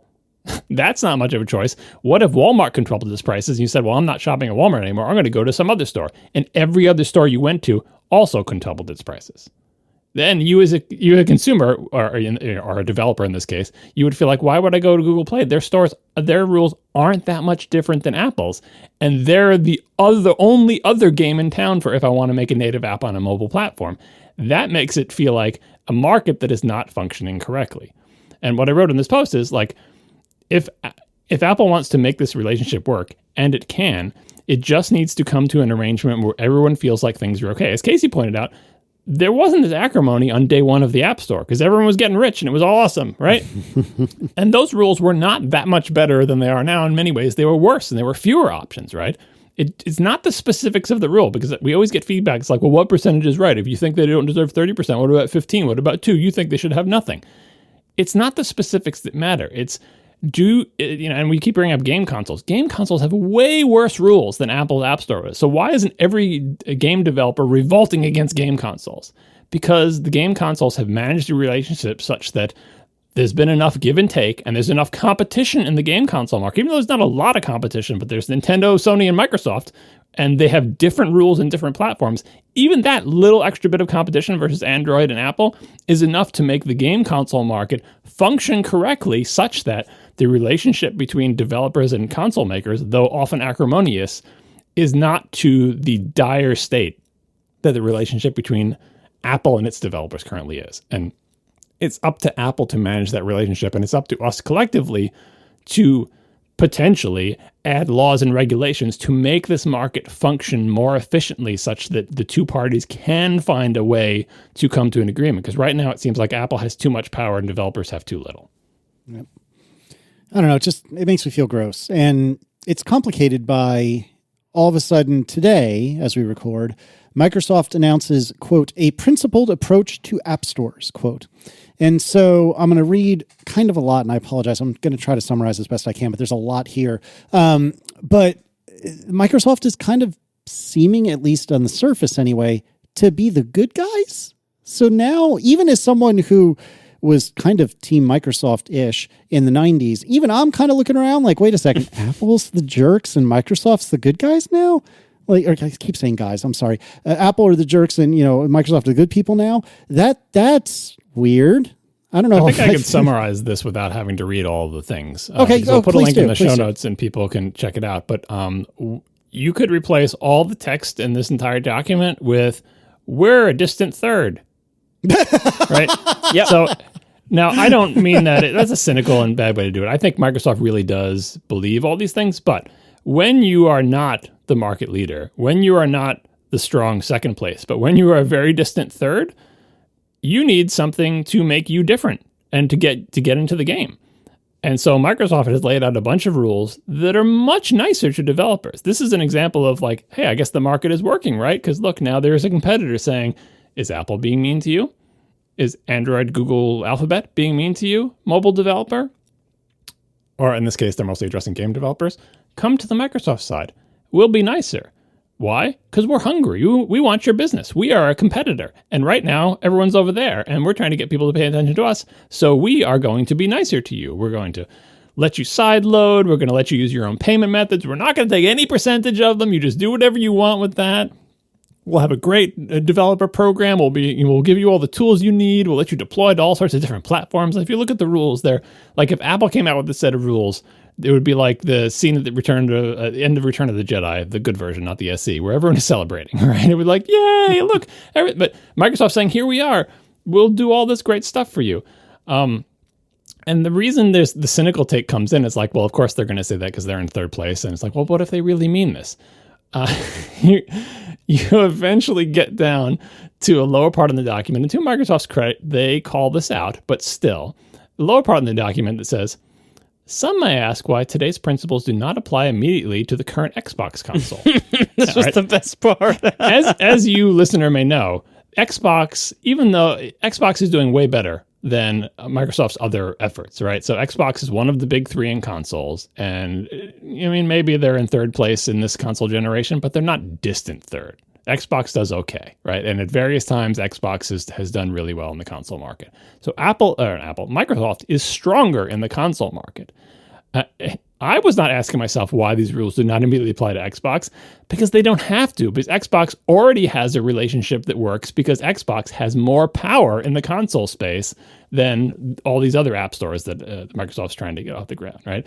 And so the spin that Microsoft puts on this, it says, well, emerging legislation is not being, I'm reading from the document, emerging legislation is not being written for specialized computing devices like game consoles for good reasons. Oh, please, Microsoft, tell me what these good reasons are. And Microsoft says, game consoles specifically are sold to gamers at a loss to establish a robust and viable ecosystem for game developers. The costs are recovered later through the revenue earned through the dedicated console store. Okay, well, first of all, Nintendo may not have gotten your memo about selling a hardware at a loss, because at various times in history, Nintendo has absolutely not done that, because they make really cheap hardware and eventually, or sometimes from day one, sell it at a profit. But second, the idea that you're saying, well, you shouldn't regulate us because we sell our hardware at a loss and this is the only way we can make money. It's like, that's not a law of nature. You could make money by selling the hardware. In fact, Nintendo sometimes does doing that. Like, they're saying, well, this is the way the market is, so of course you have to let us do whatever we want with our console game stores, which is kind of BS. Anyway, Microsoft goes on to say, Nevertheless, we recognize that we need to adapt our business model even for the store on the Xbox console. Beginning today, we will move forward applying principles 1 through 7, and if you look at the document, principles 1 through 7 are very touchy-feely and are easy to comply with, to the store on the Xbox console. We're committed to closing the gap on the remaining principles over time. Okay, well, good luck with that, because I feel like if Xbox becomes dominant, they're not going to be motivated to comply with the other more difficult things about complete openness and third-party payment methods and multiple app stores and all the other stuff, right? Now, I'm not faulting Microsoft for this. It's a smart move. It's a good move. And they are essentially being the good guys, as Casey pointed out, by having these much more open rules. I mean, it's not hard. But it is a carve out. It's like in the areas where we are weakest, we are willing to cede power. But in the areas where we have even a little strength, like on the Xbox, yeah, we're not going to do all those nice things there. Because come on, like things need to be exactly as they are today forever, because that's how our console business, and don't get me wrong, Microsoft is selling Xbox consoles at a loss, and so is Sony, especially in the beginning for that matter, and then making it up in games. But that's not the only way money can be made from games. People don't sell PCs at a loss and then make it up in game sales. PCs are sold for a profit, a small profit, but PCs are sold for a profit, and games are also sold for a profit. There are lots of different ways the market can work, and it doesn't really matter one way or the other. Anyway, this is interesting because it is a contrast to Apple and Google, the Android stuff. It's also interesting in how little of a splash this is going to make. I know this is mostly about game stores and gaming on PCs, but it is also about gaming on mobile devices and everything. But like honestly, I don't think Google and Apple feel like they're threatened by Microsoft's better policies, because Microsoft, despite their efforts, sorry Windows Phone, sorry I can't name all the other ones, the Kin, Windows CE, come on, what else do we got? Microsoft has tried to have a mobile platform. Zune. Zune, but that wasn't really the same thing. I mean, Pocket PC was really just Windows CE. Yeah, they've tried to have a mobile platform, and it didn't work out that well for them. So they're not really a player in that space, which puts them at the mercy of Google and Apple when it comes to do things like, we want to put the Xbox streaming app on the App Store, and Apple says no, and they have to use a web browser to do it, which is not ideal for them. This shows how little power they have in that market. So, yeah, I don't want to fault Microsoft for saying we're going to be better, because that's how a competitive market should work. But I don't think the market is competitive enough for this proposal to really change things in a dramatic way. And I'm slightly disappointed that they did not have the sort of courage of their convictions and apply these rules to Xbox as well. I think they may actually apply to Xbox because, honestly, like I said, the console market doesn't have to work the way it has. And a lot of things that Microsoft has said, especially in that interview with Phil Spencer on Sotechery, has indicated that Microsoft has a vision of the future of making money in gaming that is different than it is now. And I think in that future, there's no reason these rules couldn't apply to Xbox. But today, they're not quite ready for that.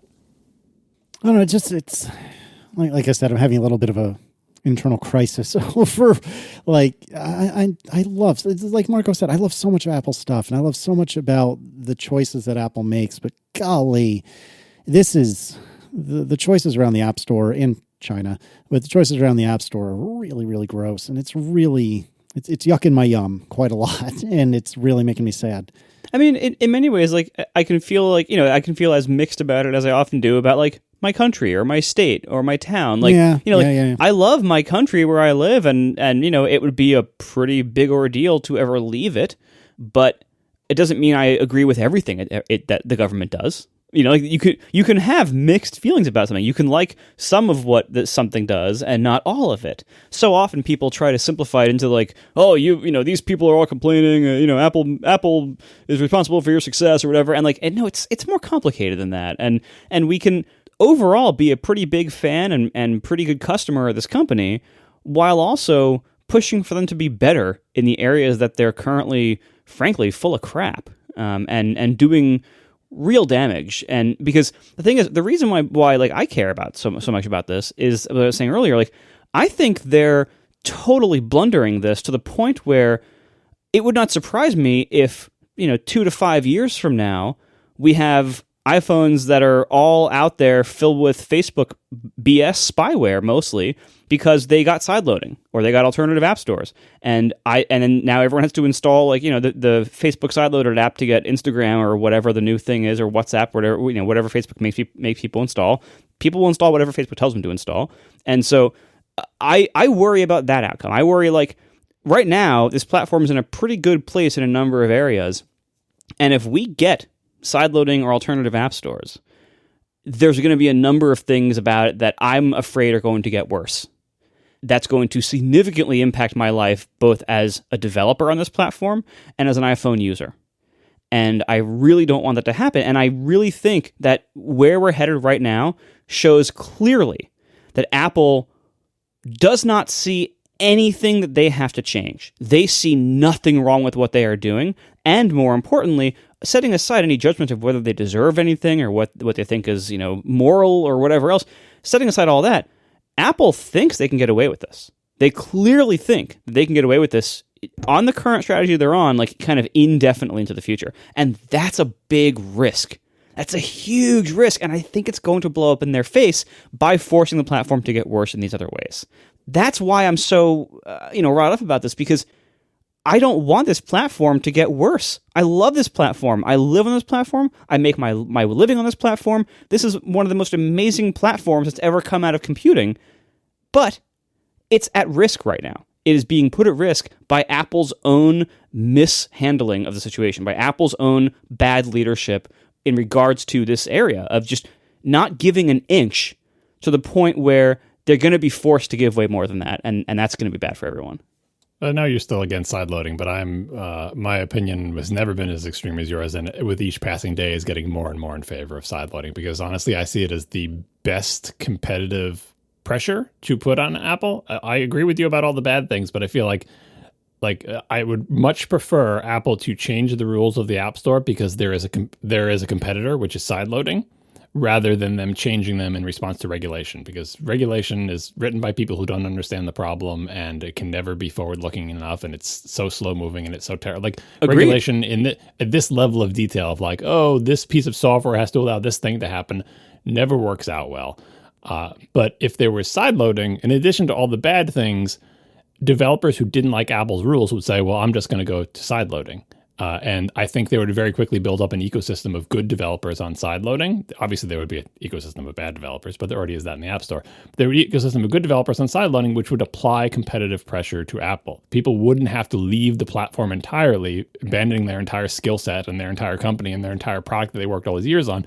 Instead, they could say, we're still going to have the product, but we're going to sell through this alternate app store or from our website or whatever, and that would apply pressure on Apple's App Store rules, because if Apple wants those people back in the App Store paying a cut to them, they would have to write rules where the developers agreed it is worth it for me to be in the App Store. For these benefits, I'm willing to pay this amount. That whole ratio is screwed up right now. And the problem is those developers have nowhere where they can go easily. Because then people are like, we have competition. They should just go to Android. What if you have an entire company filled with developers who are iOS developers, and you have a product line and thousands of customers who are paying you every month on a subscription basis to use your really cool app that you spent years and years writing, and it's like, oh, just go to another platform. That is a weaker form of competition. That's not an option. I mean, because the reality is, like, there's so many markets of apps, like, for instance, podcast players, where, like, the iPhone has, like, 3/4 of the market. Like, it isn't, like, 50-50 here. We're not talking about small differences. We're talking about very, very big differences. There is no real alternative. And it's not an impossibility. It's all about, like, the ratio. Like, how painful would it be for me to move versus how painful are the current rules? And, Apple has not made the commission 99%. Because that would be so painful that everyone would have to leave and everyone would go out of business, right? But they're also, and they decreased it to 15, but only if you follow these rules and only if you make less than this amount of money. And like the current balance, I mean, again, I'll put this link in the show. It's called The Art of the Possible. You just read it. It sounds kind of generic or whatever, but like it describes the problem accurately, which is that Apple wants it to be like this and developers want it to be like that. And Apple thinks it can get to its goal state with its current set of rules. And just by holding a hard line, and they're getting farther from their goal, not closer. Are they getting farther from their goal because developers are getting more pissed, or are they getting farther from their goal because they're making worse rules? I think it's mostly that developers are getting more pissed because Apple is giving in various ways, but they still haven't found the meeting point. But the problem is developers have no recourse other than to grumble because it is so painful for them to go elsewhere. Not impossible. It's not impossible for them to go elsewhere, but it is a balance. How much pain is this versus how much pain is that? But developers would rather just not be in pain. We are sponsored this week by Caséta by Lutron, smart lighting control. Lutron has been pioneers in smart home technology for decades, and they're firing on all cylinders now, I'm telling you, because Lutron Caséta is fantastic. So forget about smart light bulbs. That's the wrong way to do it. The better, smarter way to do it is smart dimmers and switches in the wall. So that way you can control whatever lights you want with the smart switch in the wall. And you don't need to have, speak to a voice cylinder to be able to control the lights or run a special app. You can do those things. And that's great. It's great to have those options. You can set up smart automations. You can set up sensors and triggers, which I actually have some, which are great. I'll tell you about it in a second. But the great thing is that when it's just the switch in the wall that's being controlled, anybody can walk into the room and push the switch on the wall. So no one has to learn your house. You don't have to try to convince the other members of your house, hey, don't touch the switch, it's going to disable the smart bulb. No, just use the switch on the wall if you want to. And then also it can be smart through apps and voice control and everything else. So what I have a Lutron Caséta motion sensor down in an area that it's below my house and it's dark down there a lot. And so I have lights on the wall that are controlled by a Lutron switch, a Lutron Caséta switch, and the sensor toggles it. So every time I approach that doorway, the lights light up next to it. And it's the nicest thing, and it works every single time. And I've tried so many smart home things. None of the other ones worked every single time. Lutron Caséta is that reliable. It works every single time. Not most of the time, not some of the time, every time. And I love it so much for that. So get smart lighting the smart way with Caséta by Lutron smart switches. Learn more about Caséta at lutron.com/ATP. That's lutron.com/ATP. Thank you so much to Lutron Caséta for sponsoring our show. All right, let's do at least a little bit of Ask ATP, turn these frowns upside down.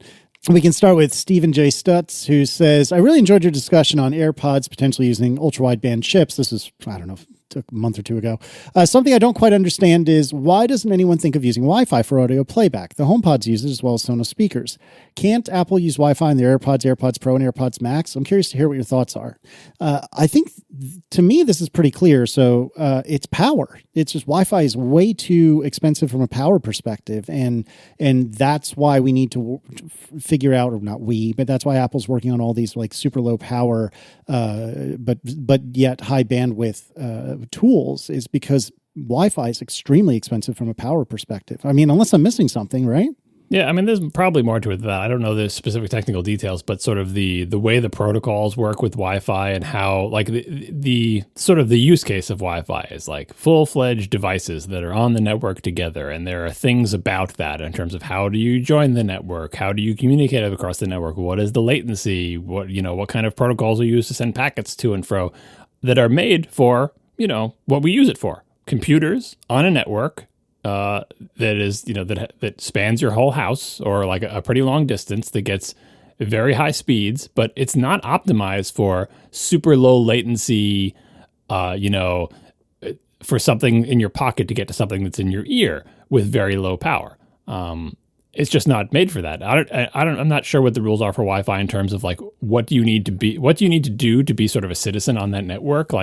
How many identifiers are available? How quickly can you get on and off the network? And, the latency, in addition to what you said, which is the power stuff. And so that's the thing about these protocols. It's just invisible magic going through the air as far as you're concerned, but every one of them is made for a specific use case.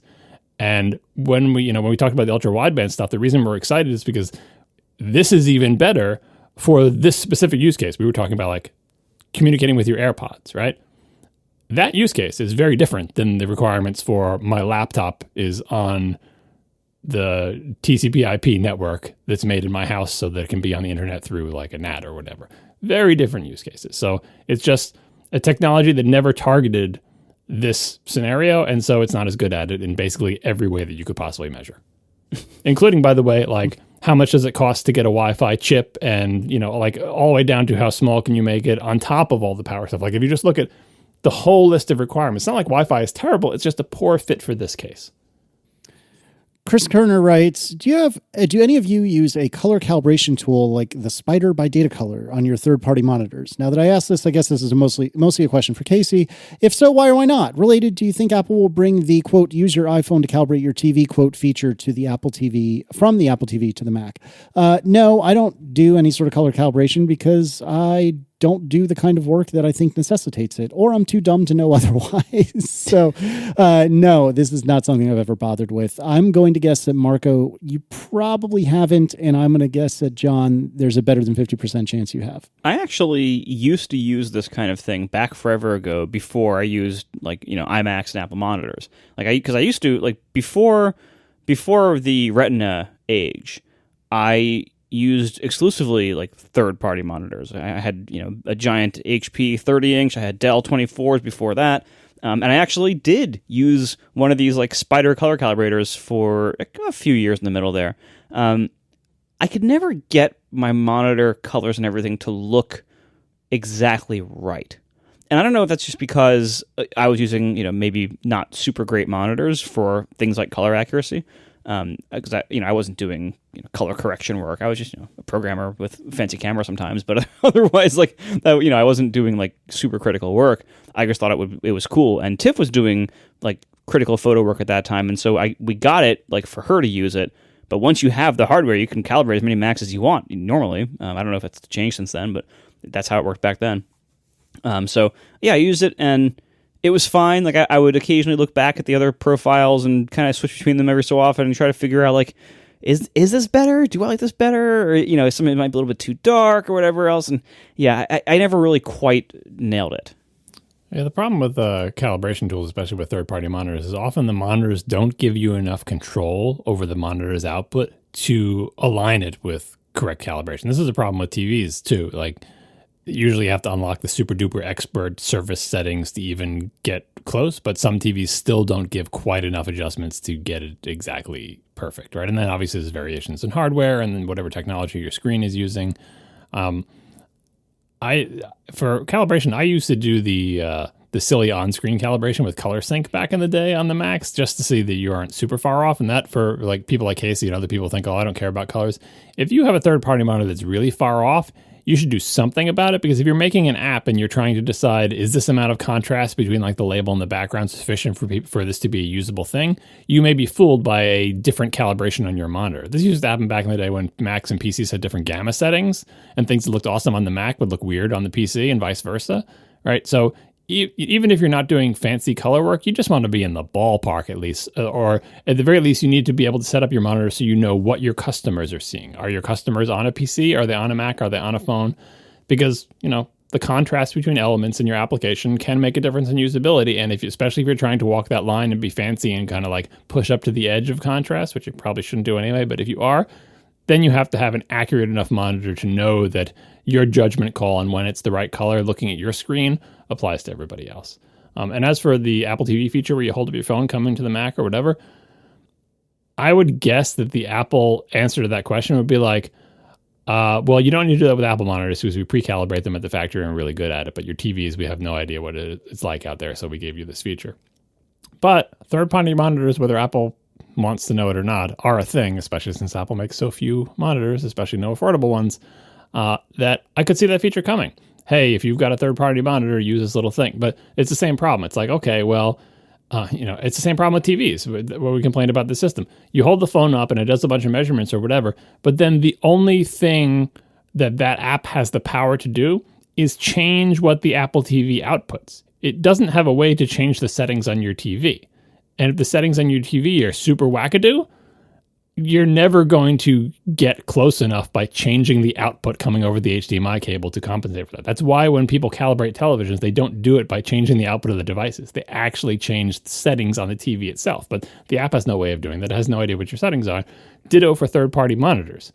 Any app that they made like this has no way to change the whatever buttons and menu systems that are on your third-party monitor for adjusting your thing. And I think the settings on monitors tend to be far less extensive than especially the super duper expert settings on TVs where you have to type a weird code in the remote and you get these scary menus where you can screw stuff up. That's what a real television calibrator will do to actually get your television accurate. So if Apple does introduce this, just like on the TV, it's probably better than nothing if you're using a display that is super far off. But the real solution is for Apple to make a much more affordable Apple monitor that is good enough out of the box. Priyansh Singh writes, my partner is using the new M1 MacBook Air for the last few months, and it has signs of this problem that I thought Apple would have fixed by now. The keyboard leaves an imprint on the screen. I had the same issue with my Air back in 2017. Do you have suggestions on how to save the screen? Putting it in a case for the laptop or a membrane over the keyboard feels icky. I've noticed this from time to time, but it's never been bad enough to bother me, which is basically the story of my life. See also fan noise and so many other things that I know deeply upsets the two of you. I know people who have put some sort of thin piece of foam in between the keyboard and the screen anytime they close their laptop, which seemed a bit excessive to me. Just make sure you always put it the right way. Fair. Because if you keep flipping it over, all you're doing is transferring the finger grease to the screen by way of an intermediary. Right. But for me, I just don't stress about it, to be honest. John, so people always talk about this as if it's like a design flaw in the computer, and you could argue that it is, but the engineering trade-offs Apple would have to make to fully eliminate this problem are not the ones that people would want. And obviously, if you just leave it on your desk and you close it and it's getting finger grease on the screen, that's probably some kind of design flaw. But most of the time when people get this, it's because they put it in a backpack or something where it gets squished. And it's very difficult to make something as thin and as wide, large, length and width as the top of a laptop that will resist flexing so much that it won't flex even the millimeter it takes to hit the keycaps, right? So the trade-offs Apple will have to make is that you have to make it way stronger, or they'd have to make the gap bigger or the lid thicker, or all of those things. And I don't think you want a thicker lid that's heavier, and I don't think you want a bigger gap. And you may say, oh, well, let's just make it 2 millimeters. You can, if you put your laptop in a book bag full of books, a surprising amount of force can be applied to the middle of that screen. And to try to get it so there's no amount of force in a book bag that can compress the middle of the screen to hit the keyboard, you need a very big gap or a very big screen or both. And I don't think people want that. Now, it's possible Apple is not making the right trade-offs, so they need a little bit more space, a little bit more strength. I will be on board with that. But if you want to avoid this, rather than putting a weird piece of paper in between your thing, try not to put your laptop in a situation where it gets squished. And if it's never squished and it's on a desk and no one is ever putting pressure on it and it's still getting fingerprints, then yeah, that's Apple has made a design problem there, or maybe your hinge is screwed up in some way or whatever, and the Apple should definitely fix that. But most of the cases that I've seen, especially in the modern age where that happens, it's due to squishing. Yeah, and a lot of times if you just flip it around in the bag, if you make the screen point the other direction from where you've been doing it, sometimes that can improve things. Obviously, as John said, if you can reduce the amount or frequency at which it's getting squished, that's better. But yeah, this is entirely from squishing, and there's not much you can do about it if you're going to keep having it in squished situations. Almost always backpacks are the challenge here, and how you solve it is up to you. I would also suggest that ever since the screens have gotten glass coverings instead of the old kind of matte coverings, it's way easier to clean these marks off. As soon as you see them, clean them. Because if they sit there for a long time and build up over years, it will be much harder to clean them off without damaging the screen finish and everything. But if you just clean them regularly as you notice them, it's pretty easy to stay ahead of it. The other solution is you just pretend you have a touchscreen Mac. Yeah. Wow. Because if and when touchscreen laptop Macs ever come, you think you have finger grease on your screen now, just wait. Thanks to our sponsors this week, Stack Overflow Podcast, Lutron Caséta, and Memberful. And thanks to our members who support us directly, you can join atp.fm/join. And we will talk to you next week. Now the show is over. They didn't even mean to begin. 'Cause it was accidental. Oh, it was accidental. John didn't do any research. Marco and Casey wouldn't let him. 'Cause it was accidental. Oh, it was accidental. And you can find the show notes at atp.fm. And if you're into Twitter, you can follow them at CASEYL. ISS, so that's Casey Liss, MARCOARMENT, Marco Arment, SIRAC, USA, Syracuse, it's accidental.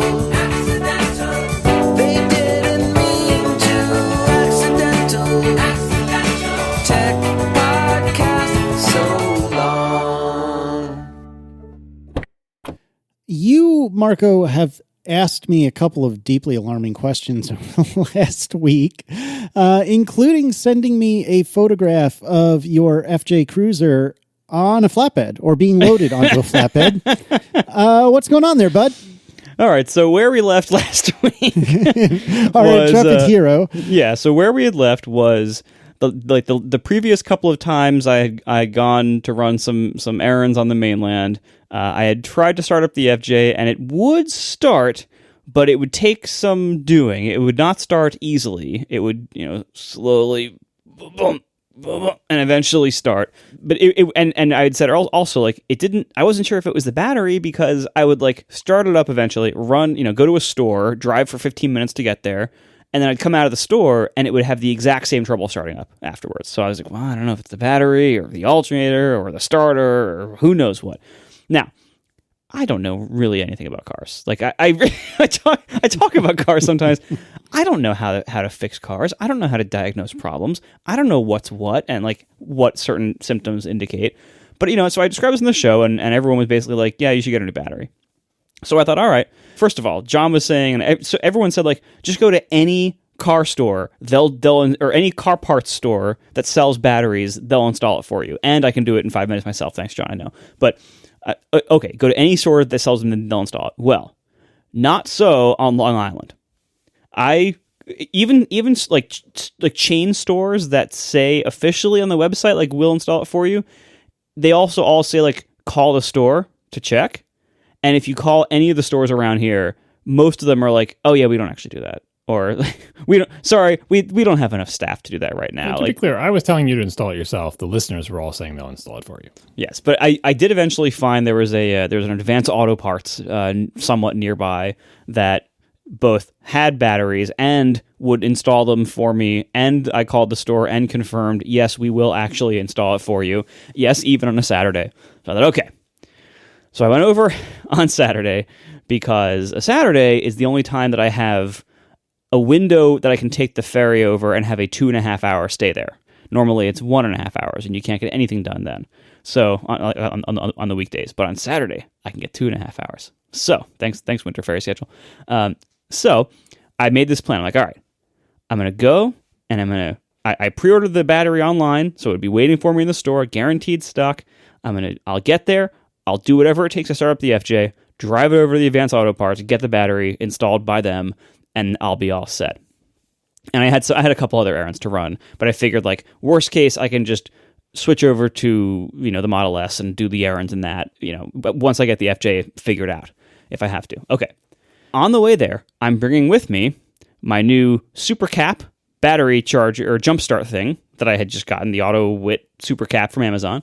And I already had in the car the lithium battery that I'd mentioned, which was the I'll say it now, it was the Noco one that, like, gets really, really high reviews on Amazon.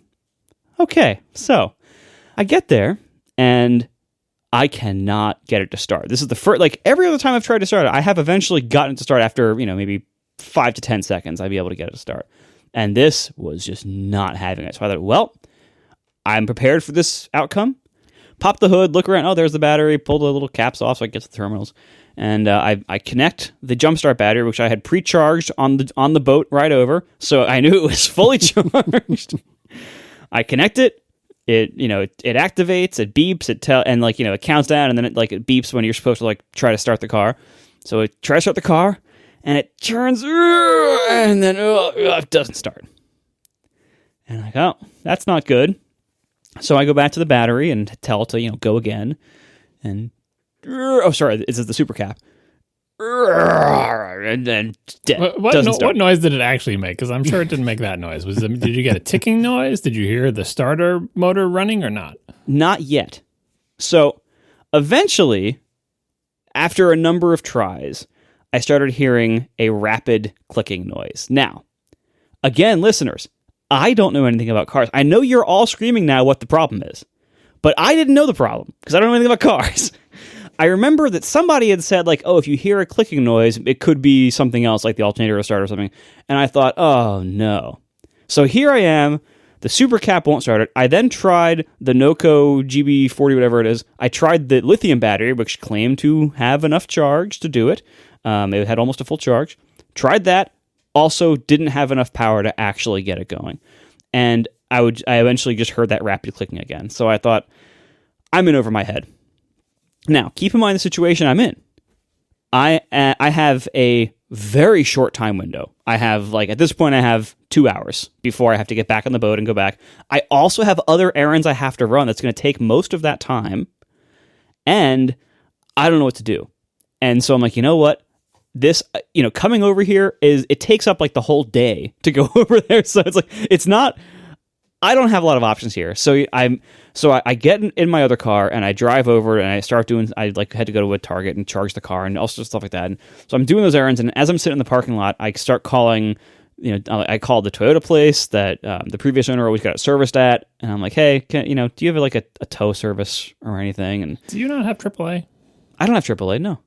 All right. Well, they would have come to you with a big super duper chargy thing and probably got you going. But well, the problem is at this point, because I had 2 different jumpstart batteries of 2 different types, both of which being very well reviewed, both not able to start the car. I thought at that point, it's probably not the battery. And I'm in over my head now, and so this needs somebody who has, this is going to be a bigger problem. AAA will do whatever is needed to get you going. I'm just saying, you would have, rather than calling the Toyota dealership, if you had a AAA membership, they would have come over for probably substantially less money, and they can tackle whatever problem you have. If it involves taking your car and putting it on a flatbed. Well, fun fact: the battery that I had pre-ordered at Advance Auto Parts was about $200. And for Toyota to install a brand new battery, including labor, was $220.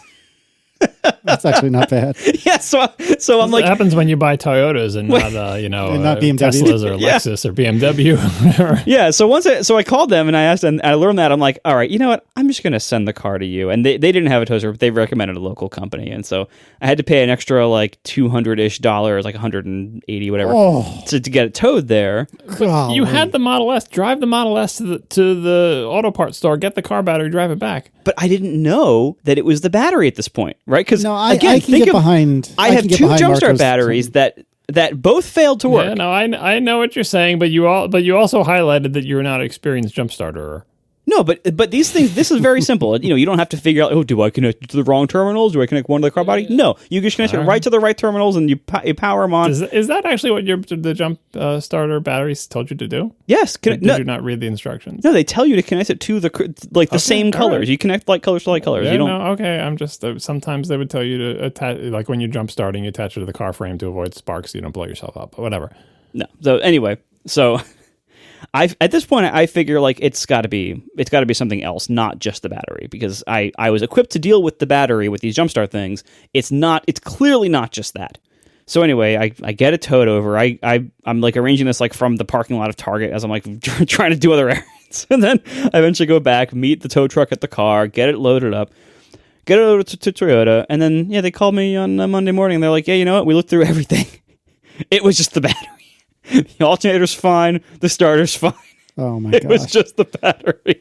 Marco, you should have kept this a secret. Interestingly, we got this tweet from Michael Panzer, who referred me to this YouTube video reviewing different jumpstart batteries and testing them out and actually seeing how much voltage they deliver and everything else. And included in this test is an earlier version of the Super Cap from AutoWit that I have, and the Noco GB40 thing that I have. So it was both. Both of them were included in this test. And the Super Cap delivered okay performance, but for a pretty short time. It burns out pretty fast. The Noco battery that was supposed to be even more powerful was one of the worst performers in this test.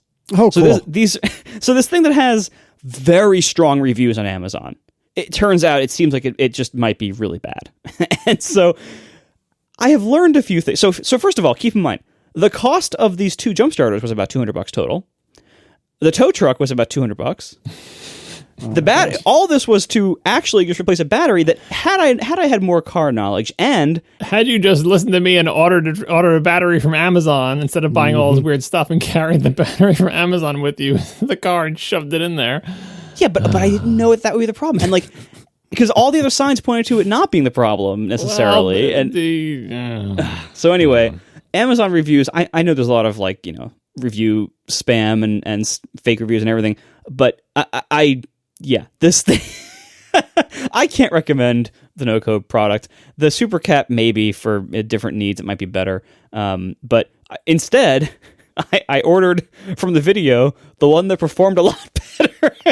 Imagine that. So now I spent another $100 on. You got a brand new battery now. If there's nothing else wrong with your car, you're not going to need this thing. This is also true. Well, in theory, again, for a car that is driven regularly, the way regular people drive their car, maybe I wouldn't need it for another 5 years. If you start the engine once a month and drive it around, you're probably okay with a brand new battery. Yeah, but that's a lot of probablys. And I will gladly spend $100, not $6 or whatever, but I'll gladly spend $100 for a jumpstart battery that allegedly works, so that if I ever need something like this again, I'll be better prepared for it. Well, so I'm sure you thought of this, and probably I don't know the details of how this works, but it seems somewhat absurd to me that you're buying a series of jumpstart batteries because you're worried that when you get over the ferry that your car in the parking lot won't be able to start because its battery is bad, and it's parked next to your other car that is a gigantic battery. Like a huge battery, like way bigger than those jumpstart packs, and you own it and it's there. Is that not possible in Teslas? You can't jumpstart another car with a huge battery? You probably First can. of all, I don't think you can.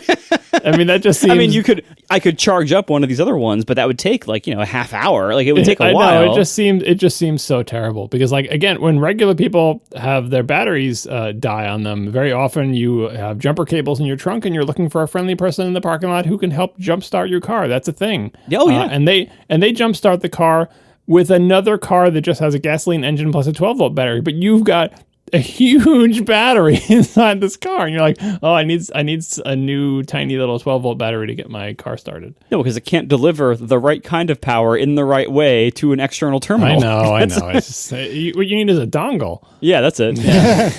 But it just seems very absurd. You're buying a series of way smaller lithium-ion batteries, and you have the world's supply of lithium-ion batteries sitting next to you. I know. Well, but the thing is, like, I'm not always going to have that giant battery sitting next to it. Like, ideally, first of all, if I ever got the driving permit, this car is going to be here, and it's going to be not starting next to my house where and you get a battery tender because it'll just plug into your house's voltage. Right, which is probably a better idea. But right now I don't have that option. But I don't want to have to rely on having two cars forever. Like I don't know where I'm going to be in a couple of years if I still have the FJ, if I still have the Tesla. I might have only one of those cars. I might have neither of those cars. I might still have both of them. I don't know.